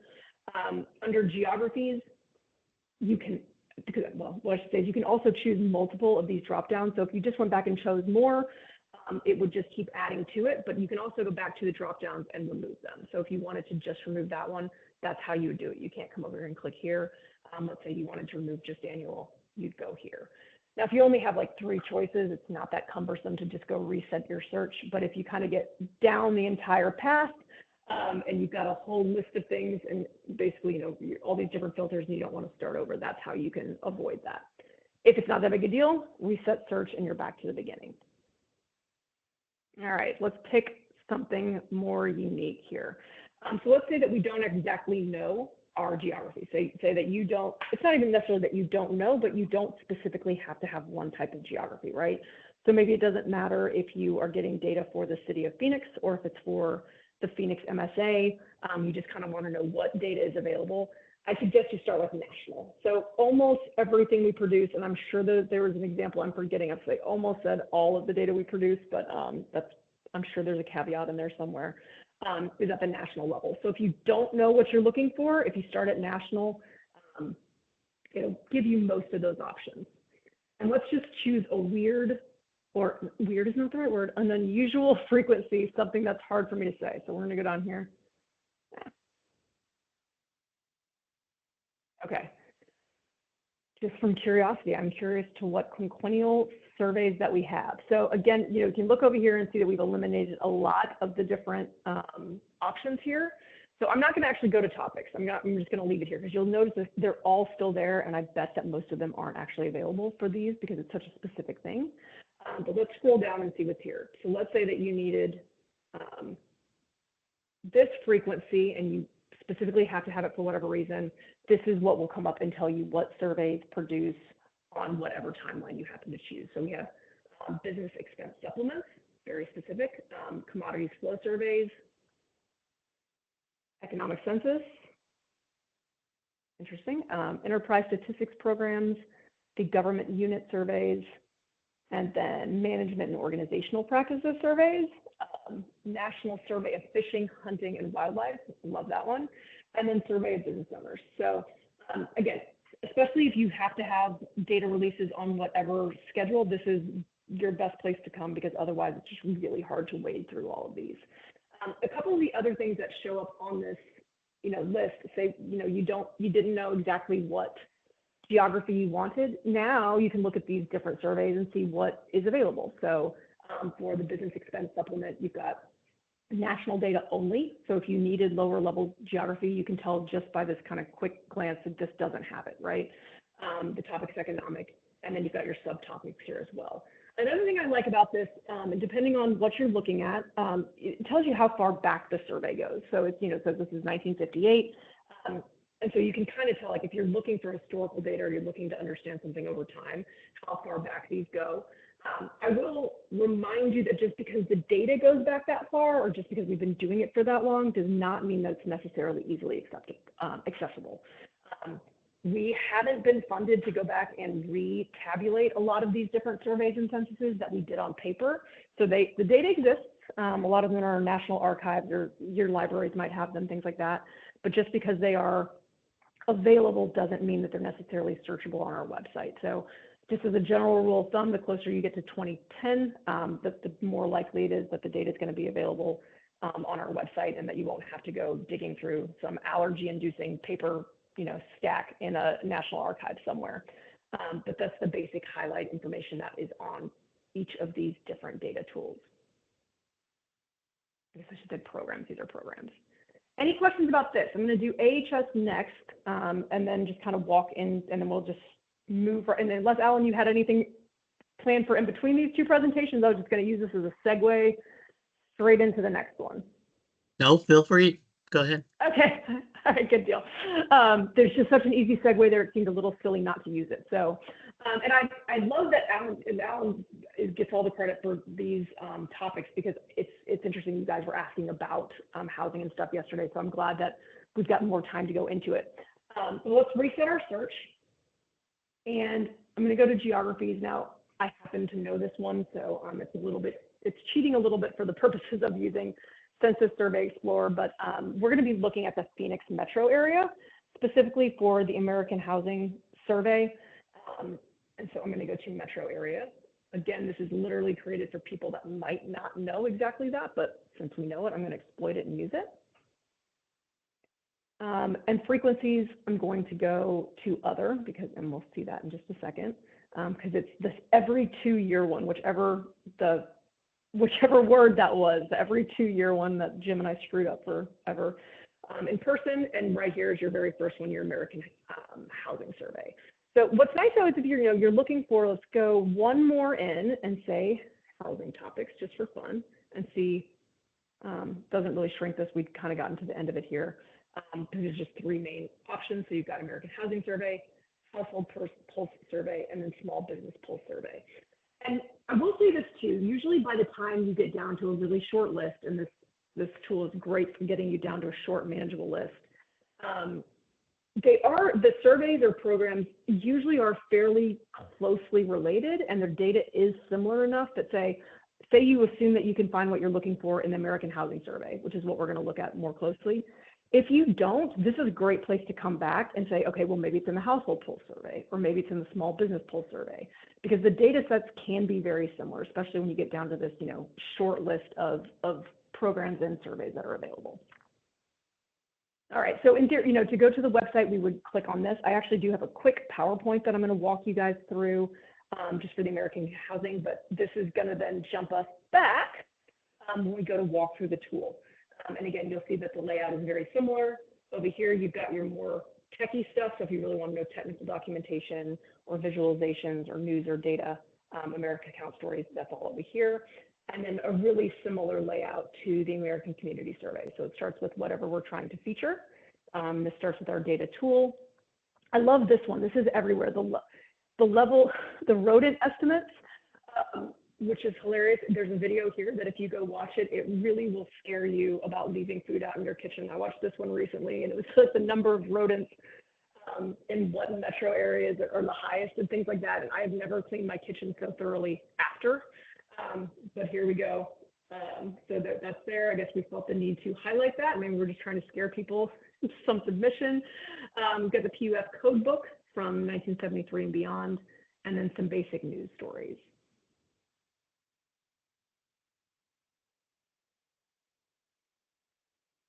Let me pull this PowerPoint really quickly. Make sure I'm getting the right one. Here we go. All right. And let me start by show of hands, and I know there's like a little raise your hand function in this. How many of you have used I thought I put the American Community Survey, which sounds like something I would do. How many of you guys have actually used the American Housing Survey data or are familiar with it in general?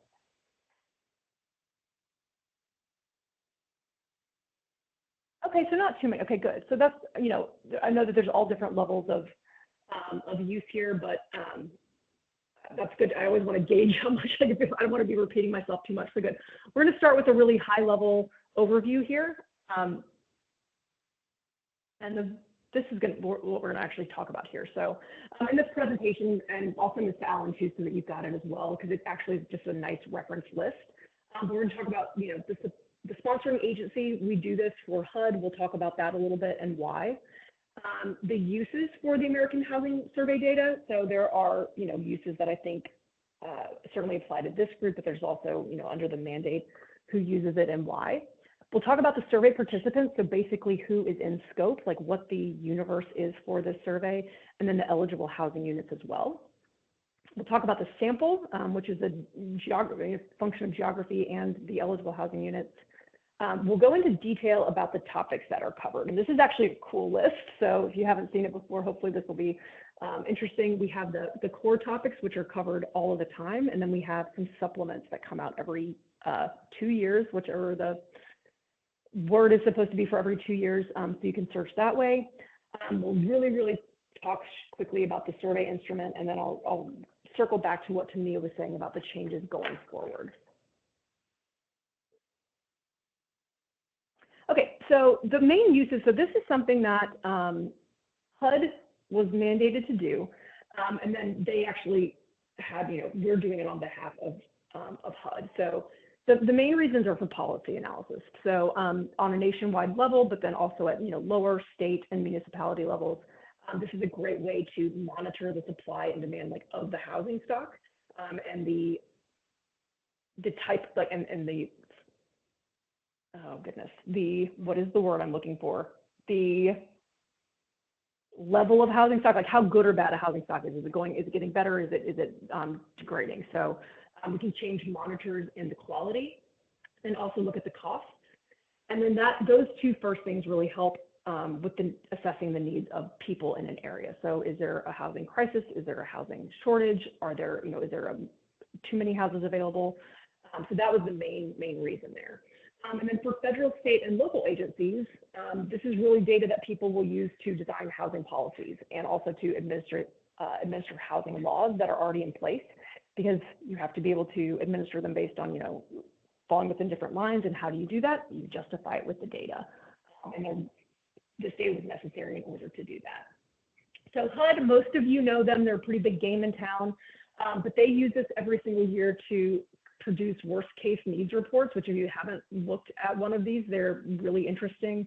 But most of the data there comes from this survey. A little bit of it actually comes from other sources as well, but the vast majority of it comes from the American Housing Survey data. And then also, this is where they'll create those thresholds for different programs that they create and then help apply to different areas. So when you're talking about low income families or first time home buyers or elderly people like that, they'll use this data in order to kind of create those thresholds. It also helps to determine the qualifications for low income housing assistance and community development. And that's, those are big news stories every time those shift, every time those change, every time there's a major, economic upset and we come back and reevaluate those things. They're using the data from this survey in order to make educated decisions. All right, so who is eligible for this survey within the household? So, and I actually think I accidentally got one of these slides out of order, but here we go. You have to have an occupied housing unit. So if we go, obviously we're going, if it's an occupied housing unit, if it's occupied, it has to be a knowledgeable household member, first of all, and they have to be 16 years and older. And these are not always the same thing, right? So for some of our other surveys, asking a 16-year-old household member, they probably know it all. The housing data can be more specific, right? Information about, you can get more detailed. So this, the knowledgeable household member comes more into play here. There's a reference person, which is not always the case, but we do have a reference person for this survey. That's because it is longitudinal, which I don't know if I mentioned that earlier. I should have, because we're looking at the stock changes, not just as they are, but changes over time. So we prefer the reference person or the spouse at that specific household. If the housing unit is vacant, we can go to a landlord. We can ask the owner, because just because it's vacant doesn't mean that we can't find the owner, right? Some people own more than one location or renting it out, but it might be vacant at a given time. If the house happens to be for sale, we can get information from the real estate agent or a knowledgeable neighbor. This is always a joke at the census, but your neighbors know more about you than you think that they do. So if we have a neighbor who has a lot of great information about the household or the housing stock, we can tap them for information about vacant housing units. This is a caveat I'm going to walk through. So a housing unit that is vacant is excluded from this survey if they fall into one of these categories. But what's fascinating about it is if they are occupied, they will fall into this survey. So if we get to one of these things and it's vacant, they're excluded from the survey. So that includes tents, caves, boats, railroad cars, and the like. And the like, I would love to have a longer list here because I would be fascinated to know, and I know that our field reps come across this stuff all the time, exactly like what the like of these things are. But if we do have, for whatever reason, in our master address file, and that in theory shouldn't exactly be the case, and Jim, I'll let you speak more about that if you want to, but if we do have one of these, it's a tent, a cave, a boat, a railroad car, and we get there and it is occupied, we will enumerate it. If it is not occupied, it will be removed from the universe. Another thing that will be removed from the, oh, go ahead. No, I was just saying we're certainly talking about that issue relevant to Navajo Nation. So I think, right. SDC folks know that. Yeah. And it is interesting, even if that was the, because, we're getting as close to a mailable address as we can. You get there, if you see one of these things and they're occupied, we will enumerate it. What we won't enumerate, another thing we won't enumerate if they're vacant, again, is structures intended for non-residential use. I know this came up as well with our conversation about Navajo, and I think Dorothy mentioned it. But there are different ceremonial, depending on, the tribal nation, depending on, what area you're in, there are different like ceremonial use structures, things like that are not intended for residential use. If we come across one of those and they are vacant, they will be removed from the universe as well. Units used for business storage. So this can be a lot of different things, but, warehouses certainly. And then this is the biggest one, and in some ways kind of the most that comes up to your own, to the interpretations of the field reps. But this is only applies to vacant properties for this particular survey.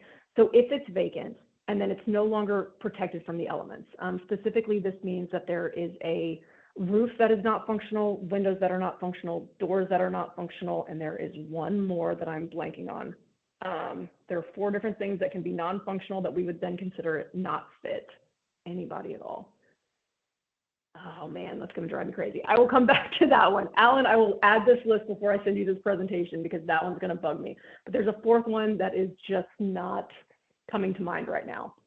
So if it's missing one of the 4 things that I just mentioned, 3, it'll be removed from the universe as well. And then also if there's like a really clear indication that it's going to be demolished or that it's already condemned. So if it's taped off, if there's an official notice, sometimes in some places they do that here. I'm in Austin, Texas. They'll come stake it to a tree, a notice saying that it's going to be condemned or that there's different things involved in it. So if there's an official notice that it is condemned or being demolished, we will also remove that from the universe. Last but not least, because this is actually a really big, this is the biggest cohort of this group, but group quarters are not in scope for the housing survey. So if that includes a lot of things, but kind of the highest hitters are prisons, nursing homes, penitentiaries, which I'm not exactly sure what the difference in definition here is, dorms, fraternities and sororities, and then military housing. There's also other things that fall into here. There's always some kind of niche things, but basically the way that we define a group quarters is there's usually a management service over it. So, it's usually, kind of managed by not just the housing, but some of the services within it. So, and then, usually people are living together. They're not individual addresses. This is really nuanced. So if you ever get, if you're ever wondering like, hey, is this a group quarters or is this a housing unit that just happens to be multiple units? So like what's the difference between an apartment complex or a dormitory? You can always reach out to us and we can walk you through some of those really, really fine details. This is the slide that I think I put out of order, but actually now it's making sense to me. So maybe it was totally on purpose. I think I meant for this to be at the beginning when we were talking about how we do this and why we do this. But Congress requires this data to be collected, again, like I said, by HUD, and then we're collecting it for them. So there was a Urban Rural Recovery Act that started in 1983, but we have actually been doing this survey for longer. It's evolved, the terminology has changed over time, the name has changed over time, and the exact data that we collect is still changing over time. But we've been doing this for a very long time, and then it's really reached its kind of more modern era after the 1983 Recovery Act. So we do it on the behalf of HUD, and I left off the D. We don't do it on the behalf of who, we do it on behalf of HUD. And this is under Title 13 as well. So because we're doing the survey, all of this data is protected, all of the information about the housing units and the human beings, and actually the businesses as well. So if we happen to go to a business that we thought was residential and we find out that it's not, information about that business is protected as well, just like it is for all of our other surveys. So this is a longitudinal survey. As I mentioned, the last sample was picked in 2015, which is just crazy how long ago that seems now. I remember when we picked the last sample and it was all very exciting, and I don't think I realized it was such a long-term thing. So that's what you'll see here. The sample size actually started out at like 84,000, I think was the cut, and then but when we added in some supplemental and oversampled in some areas, the total sample size in the beginning of 2015 was 115 housing units. So there are reasons that housing units come and will be removed from this. So if something's demolished, obviously while we're doing it, but that was the sample size in 2015. We're actually getting close to choosing our new sample, which I know that Tania mentioned earlier, and there's going to be some pretty significant changes to it. Since she already went through that in her update, and honestly, that is not something I'm closely tied to. I don't deal with the operations as much anymore, so we deal with the data after the fact. But new sample will be drawn, and there, so that'll be in 2025, and it is going to be a continuous survey. So we can forget about how to say every 2 years and just say that it's a constant annual survey. The way that we collect this data, it's changed over time as well, and now it is completely computer-based, which is great for this specific survey because honestly, there's so many caveats and nuances with some of these data questions. And then also it really makes this easy for adjustment because like I mentioned, we have like the core topics and then we also have supplemental topics. And so it makes it really easy to adjust for whatever data needs to be collected. And that's something that we're trying to be more agile about here at the Census Bureau. There was this pandemic not all that long ago, and all of a sudden we realized that there was a need sometimes for data really quickly that was not needed, just not very long before. So having some of this computer-based really gives us the ability to adjust depending on the needs of the agency and then just any changes that happen quickly around the world. All right, here are your core topics. These are the same questions that we've been asking, the entire time since 2015. Most of them are probably going to be asked going forward because they're kind of your like baseline stuff. But just size and competition, the composition of the nation's housing. So from all of this different data, we will provide overview information about the housing stock of the United States. Then within that housing stock, we'll have information on vacancies. Owners and renters is one that we produce from a lot of different surveys, but it's here as well. And again, there's just a lot of differences in the populations that are owning, renting, and how quickly people move. So that information is here as well. Physical conditions of the housing unit. This survey gets much more into the weeds than a lot of the other surveys that we have that might have like very, very basic information here. And we'll walk, I'll show you in the, when we go into the tool. Excuse me, apparently I'm losing my voice a little bit. When we go into the tool, we'll look at the physical conditions that we actually get reporting on. But if you do really, especially if this is in one of your metro areas, which Phoenix is in the survey, and you can use this as your data source for housing, especially if you're looking to understand the housing stock, this is definitely the place to do it.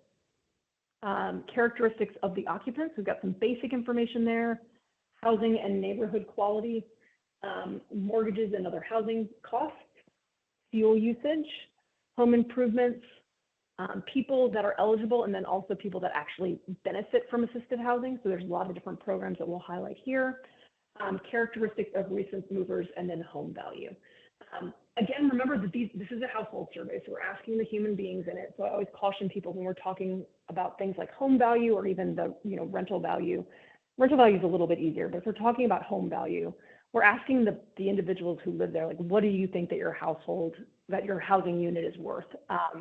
And there's always the person that is just positive that their house is the most expensive one in the county because theirs is the best, and they might be not realistic about that. And then there's also the people that have lived in a place for a long time and might not understand how those changes time have changed the values of their home. But just remember that housing value in general is one that can vary significantly from data source to data source, even though it just depends on the methodology and the way that we collect it. Lacey, yeah. I'm sorry. It looks like we might have a question from Madeline. Okay. Try me. Let's hear it. I don't have it up. I'm sorry. So yeah, if you can read it to me. Well, she has her hand up, so I was thinking that she had a question. Madeline, if you can unmute and ask your question. Actually, that I forgot to take my hand down from the survey question. Sorry about that. That's okay. I appreciate you participating. No, I appreciate you raising your hand earlier. I'll take it down now. And hey, good job, Alan, spotting that. I appreciate it. So, good deal. I don't want to miss anything. So when we'll go back, when we're walking through the tools is actually a really quick and easy way to see what supplemental questions were asked at the various intervals, like at what specific year. But I wanted to highlight what was, the supplemental for 2023 so that you know about it, but also can kind of understand the types of questions that we'll add in. So for 2023, we had housing and security information, information about urbanization, healthy homes, which I actually know very little about that, but it was on the list, so I typed it here. Hopefully when I'm walking through the information and some of the details, this will be a place where we can both learn about that. Parents' place of birth, information on power outages.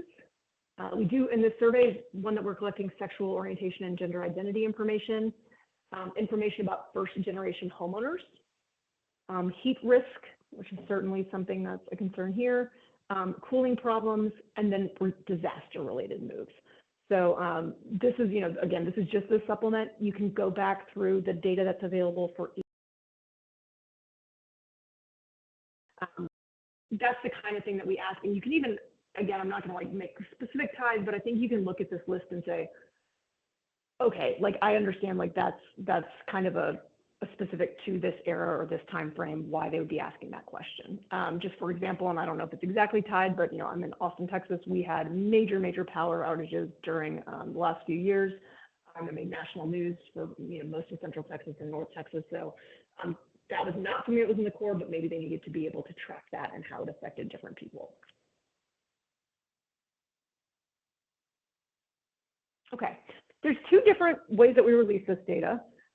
We have public use files, which this is something you're going to use if you're going to be using your own statistical software. So something I have not done in a very long time, honestly, because we've luckily created tools that kind of reduce the need for that type of completely standalone analysis. But we do have that data available. So if you're looking to pull this into R or SAS or whatever it is, ASCII files, you can do that here. We do have that available. That's where you really go to produce your truly custom tables. It'll basically have, at a larger geographic level, the answers from the individual responses from households within a given geography, and you can use those to create as many custom tables as you'd like. So we do have that available.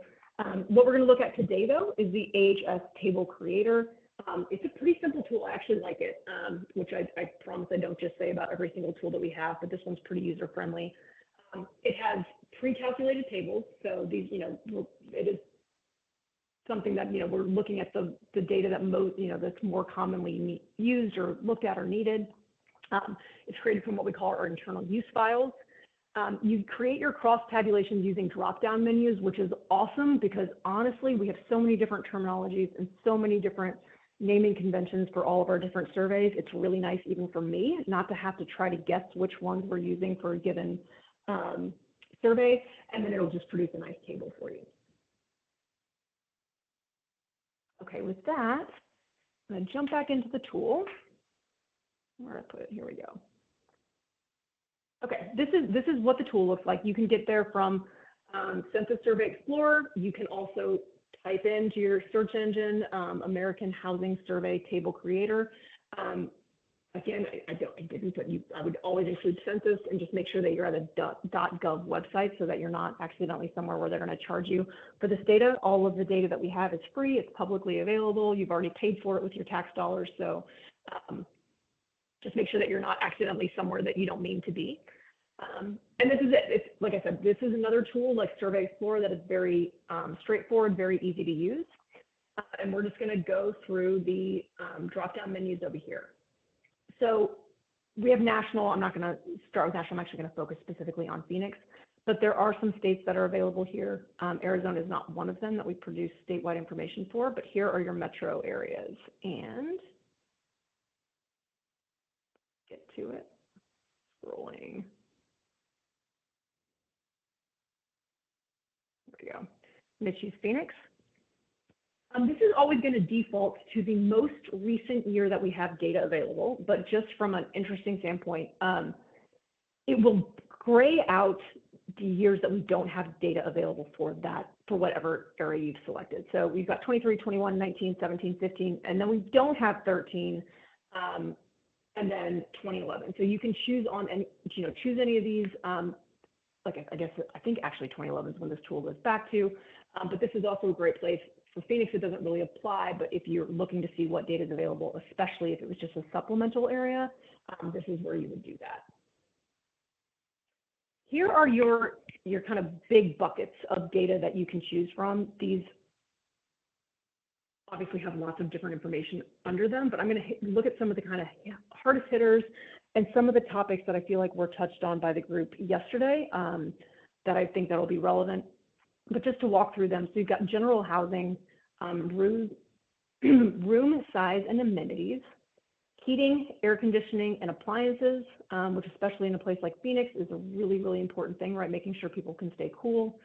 And then appliances is something that you could use as an indicator of kind of your standard housing units that we were talking about yesterday. So what appliances if there are appliances that are not available, that might be, it doesn't, it depends on the area and the situation, but it might be an indicator of a housing stock issue. We have plumbing, water, and sewage disposal.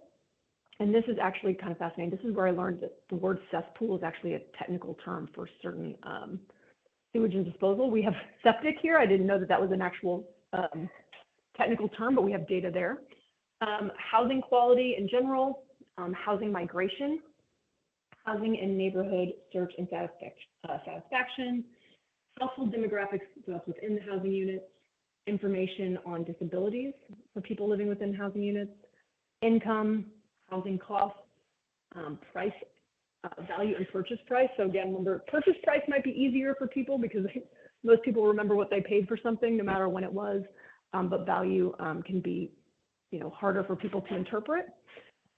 We have mortgage characteristics, home improvement characteristics, and this is a great place to come if you're looking for areas that are kind of being revitalized. So an area where there's a lot of people upgrading housing, changing some of the housing infrastructure. This is where you'll find that.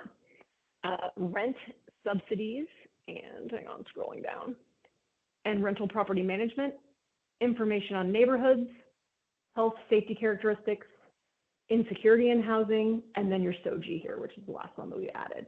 And then all housing unit characteristics. This is actually where you're going to come if you want to have information about even those housing units that fell out of scope for this survey. I believe that's here. So if we went to somewhere that was vacant and for whatever reason was missing, a roof or a window or a door or whatever the fourth thing is that I can't remember, you'd look here because we won't have information about that dwelling because we'd remove this from the sample, but first we would have collected information about it. I'm going to start at the very top. Let's just start general. So I'm going to start with general housing.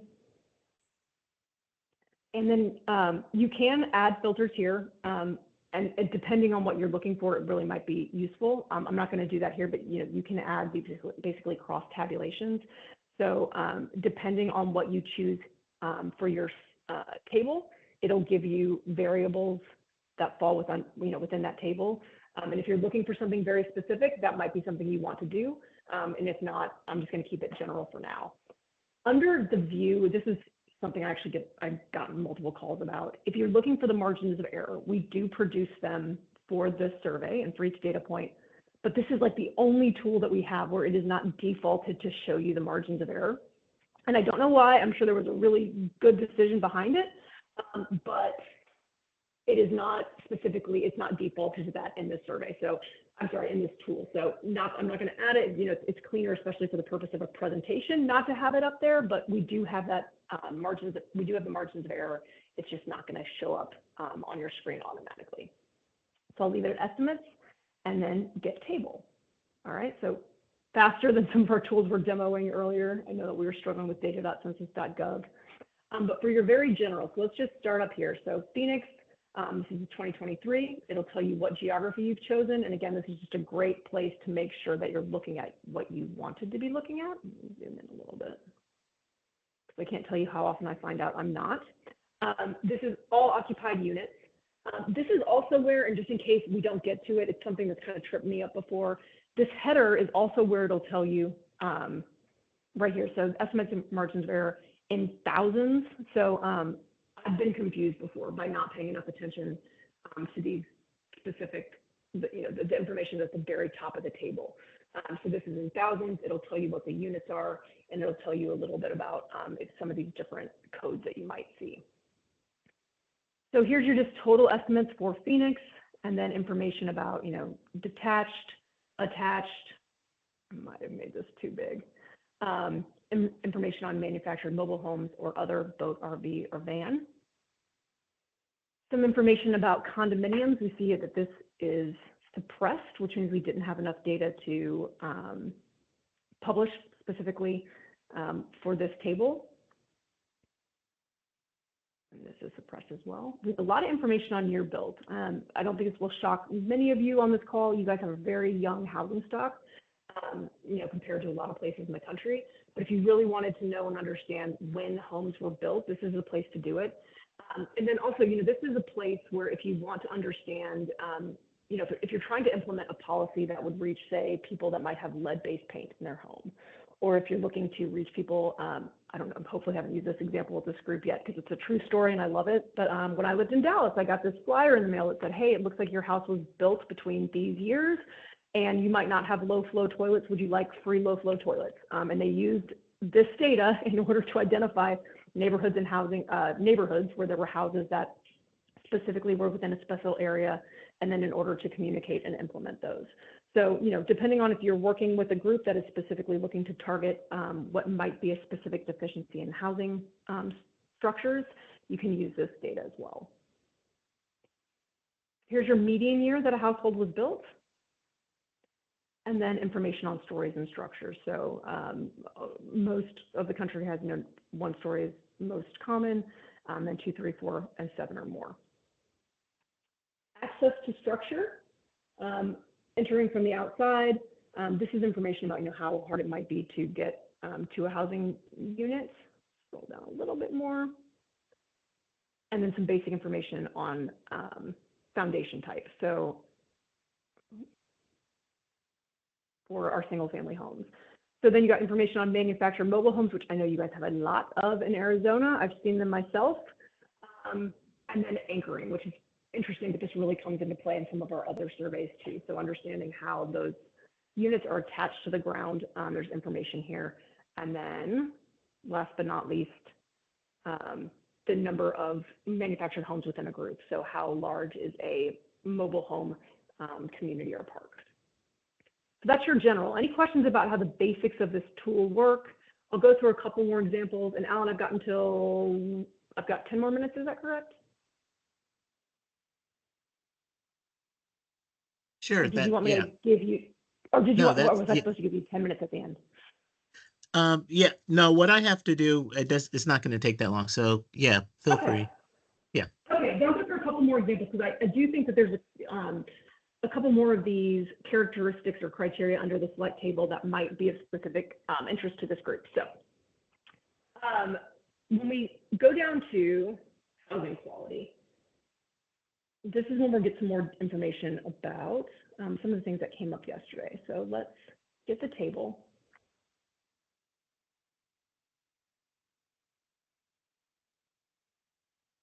I'm going to make this smaller, guys. Sorry, I think I got too excited when I was zooming in. Okay, so here we go. So again, up at the top, it's going to tell you the very basics. It'll tell you, what specifically, what year you're looking, what housing, what specific table is, it would be the table name here, and then for what area. So we're looking at Phoenix by the 2013 OMB definition, which Jim just loves those. And then information about, so this is in thousands again, our total housing unit. And then we get down into the inadequacies that fall within these housing units. So first there's, severely, and I'm surprised that these are all suppressed, but we've got, severely inadequate or moderately inadequate. So 30.9, upkeep, other, and then what's adequate. So actually, I wish these weren't suppressed. I'm surprised. But then we go into the selected deficiencies. So this is, we really care about, there's a lot of rodents that are in these data tables, and I don't know why I was so surprised by that, but here we go. So signs of mice or rats in the last 12 months, signs of cockroaches in the last 12, holes in floor, open cracks or holes in the interior, broken plaster or paint, no electrical wiring, that one we don't have data on, but exposed wiring, and then room without electrical outlets. With information on flushing toilet breakdown here. And this is actually something we used to even ask about in the American Community Survey. We stopped asking about it there, which was fine for a lot of people. A lot of people didn't use it, but there was a large population or a lot of, the data community that did use this information and were frustrated when it went away. So if you do still need information about basically the, indoor plumbing and flushable toilets, this information is now available through AHS only. And then information about not working. There's information about heating problems, heating that's not comfortably cold for more than 24 hours, uncomfortably cold for 24 hours or more, and then numbers of breakdowns. There's information, it's suppressed here, but you could, I assume it would be available at the national level, utility interruptions, or what the reasons behind that are. And then probably specifically interesting to this group would be your cooling problems within the past 12 months. I do know that there's places where you are that get cold, but there's a lot of places that get hot. And, that's usually what makes the headlines for safety. So not, uncomfortable for more than 24 hours, and then uncomfortably hot for more than 24 hours. And that's a really big number compared to the nation. And then information on why that might have happened. So you've got cooling equipment, but it broke down.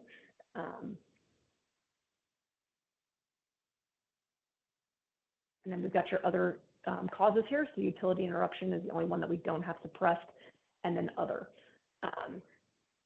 At the very bottom, how well homes stay cool without the aid of cooling service. This is not going to, you guys are just in, a very, very hot area. So you've got very well, somewhat well, not very well, and then not well at all. So those are going to be your majority here. So you can really look at, it's a good place to look. So if you've lost AC, does that really matter? This is where you'll find out where those heat risks might actually be. And there's some basic information on shade. I'm not going to, we don't have time to walk through this all in complete detail, but this is the type of data that's available through these different tables. So you'll see not a whole lot of frozen pipes, information on generators and water supply, things like that. Let me show you one more, and then I'll take questions and I will be out of your hair. So there's your housing quality. I wanted to look at, here we go, housing costs. Because this is another one too that's used a lot to understand how much an area is struggling with housing stocks too. So here's your total monthly housing costs that are, and I think, depending on the survey, we have different thresholds that you fall into, but these are associated here. So here's your monthly housing costs. You can certainly go back towards the same kind of area and compare it to, because there also is income in one of these other tables. So you can look at that as well to see what percentage of people's income they're using. And then it's broken down. So here's your median and your mean. And then here's your breakdown by percentage of household income. So you can really see how much an area or the people in an area might be struggling in order to cover some of those costs. And again, this information, the actual income associated with these is available right here on your income characteristics. But these are the percentages, so you can see where people are struggling to kind of keep a roof over their head. Basics about mortgage amounts and rent. We also have, I think that we have here real estate and taxes, and we should have some basics for utilities as well. So you can see basically where people are having to spend that money. Here's condo fees, which are on the rise, and here's your basic utilities. So this isn't going to go into your, like, okay, you've got really fancy cable TV or anything like that, but this is your basic utilities that are paid just to see truly how much people are having to pay, and then as a percentage of their income to keep a roof over their head and to keep, the water, it's water, electricity, heating, fuel, things like that, the costs associated with those. Okay, with that, I'm going to stop. Like I said, this is a pretty user-friendly tool, so hopefully this is something that you can come back to, look at it for your particular area, and you won't run into a whole lot of roadblocks. If you ever do, I'm going to put my email in the chat here, so you can always reach out to me at any time. I can help you get around whatever hurdle you come to. I've come to it myself already, I'm sure, and we can navigate it together. But in the meantime, are there any questions?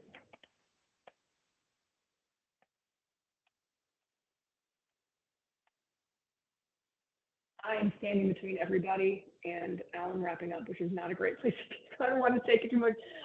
With that, Alan, I'm going to hand it back over to you unless you see any hands up or questions. I do not. Check the chat again. Yeah, I do not. So thank you, Lacey. That was excellent information and an excellent presentation. We always love being here. Thank you guys for including us.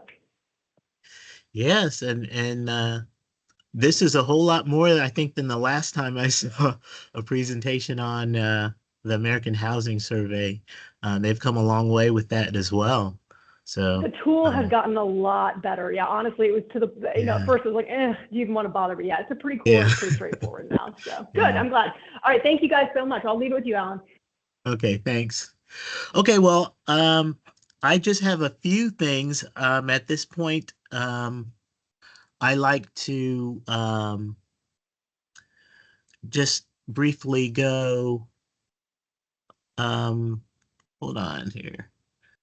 Do I have that person HLI? Do you have your hand up or a question?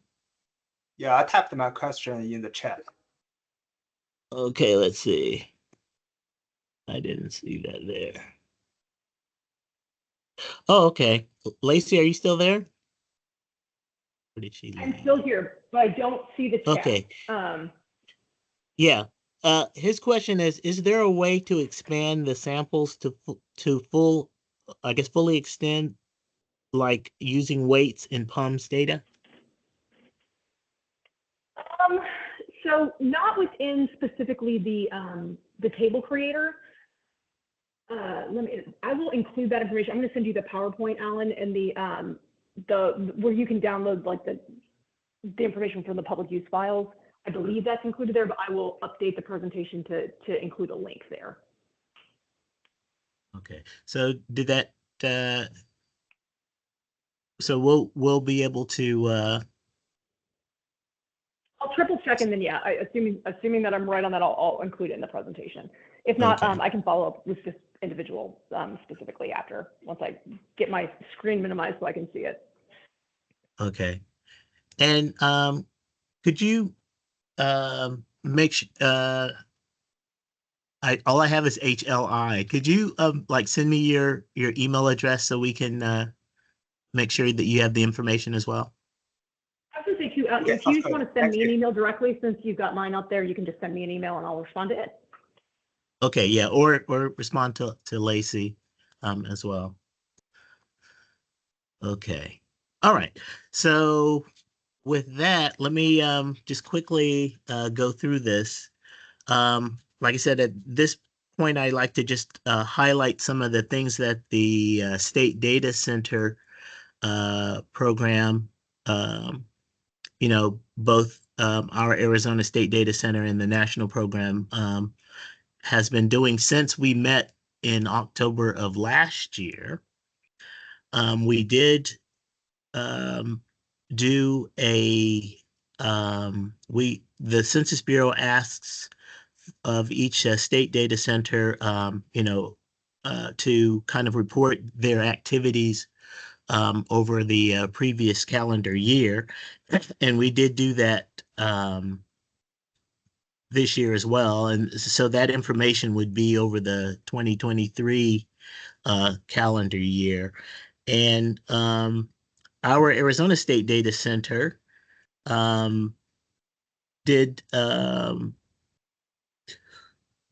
was able to report handling 282 requests over that year. All of this information I'm giving you can be found in one of the documents that we had for this meeting called the Arizona State Data Center Annual Update for this 2024 meeting, but it's on the 2023 calendar year as far as the stuff that I'll be reporting right now. So we did report a total of 282 requests that our Arizona State Data Center network fielded for constituents throughout our state. 110 of them were government requests, 36 business, 45 requests from academic and research areas, about 20 community-based or nonprofits, about 20 also requests from just private citizens, and 36 media requests and 15 other requests. Now, these requests probably don't include all of the requests, but these are just the requests that were reported by our affiliate agencies that belong to the Arizona State Data Center, the ones that were able to report to me. So we didn't get probably 100% of all of the requests that we reported, but out of the requests that were reported by our affiliates, that's, what that kind of looked like. We were looking to get some national numbers. However, those numbers are not yet ready. We don't have those numbers yet. So we'll probably be getting those maybe sometime in the fall here. The State Data Center National Program did have a steering committee election, and we did have 4 people who were up for who were candidates for 3 different seats, and those seats were filled. The election results were Katie Springer from Indiana, Alfred Sundera from Maryland, and a new person to the steering committee, Dr. Leslie Reynolds in New York. So let me just go ahead and wrap it up here. The only other thing I wanted to say to get through this quickly, because you can find out more if you download that document, and it is available on the State Data Center website, and it was also available in the meeting announcement for this meeting. So you can just read up on that and get this information. Let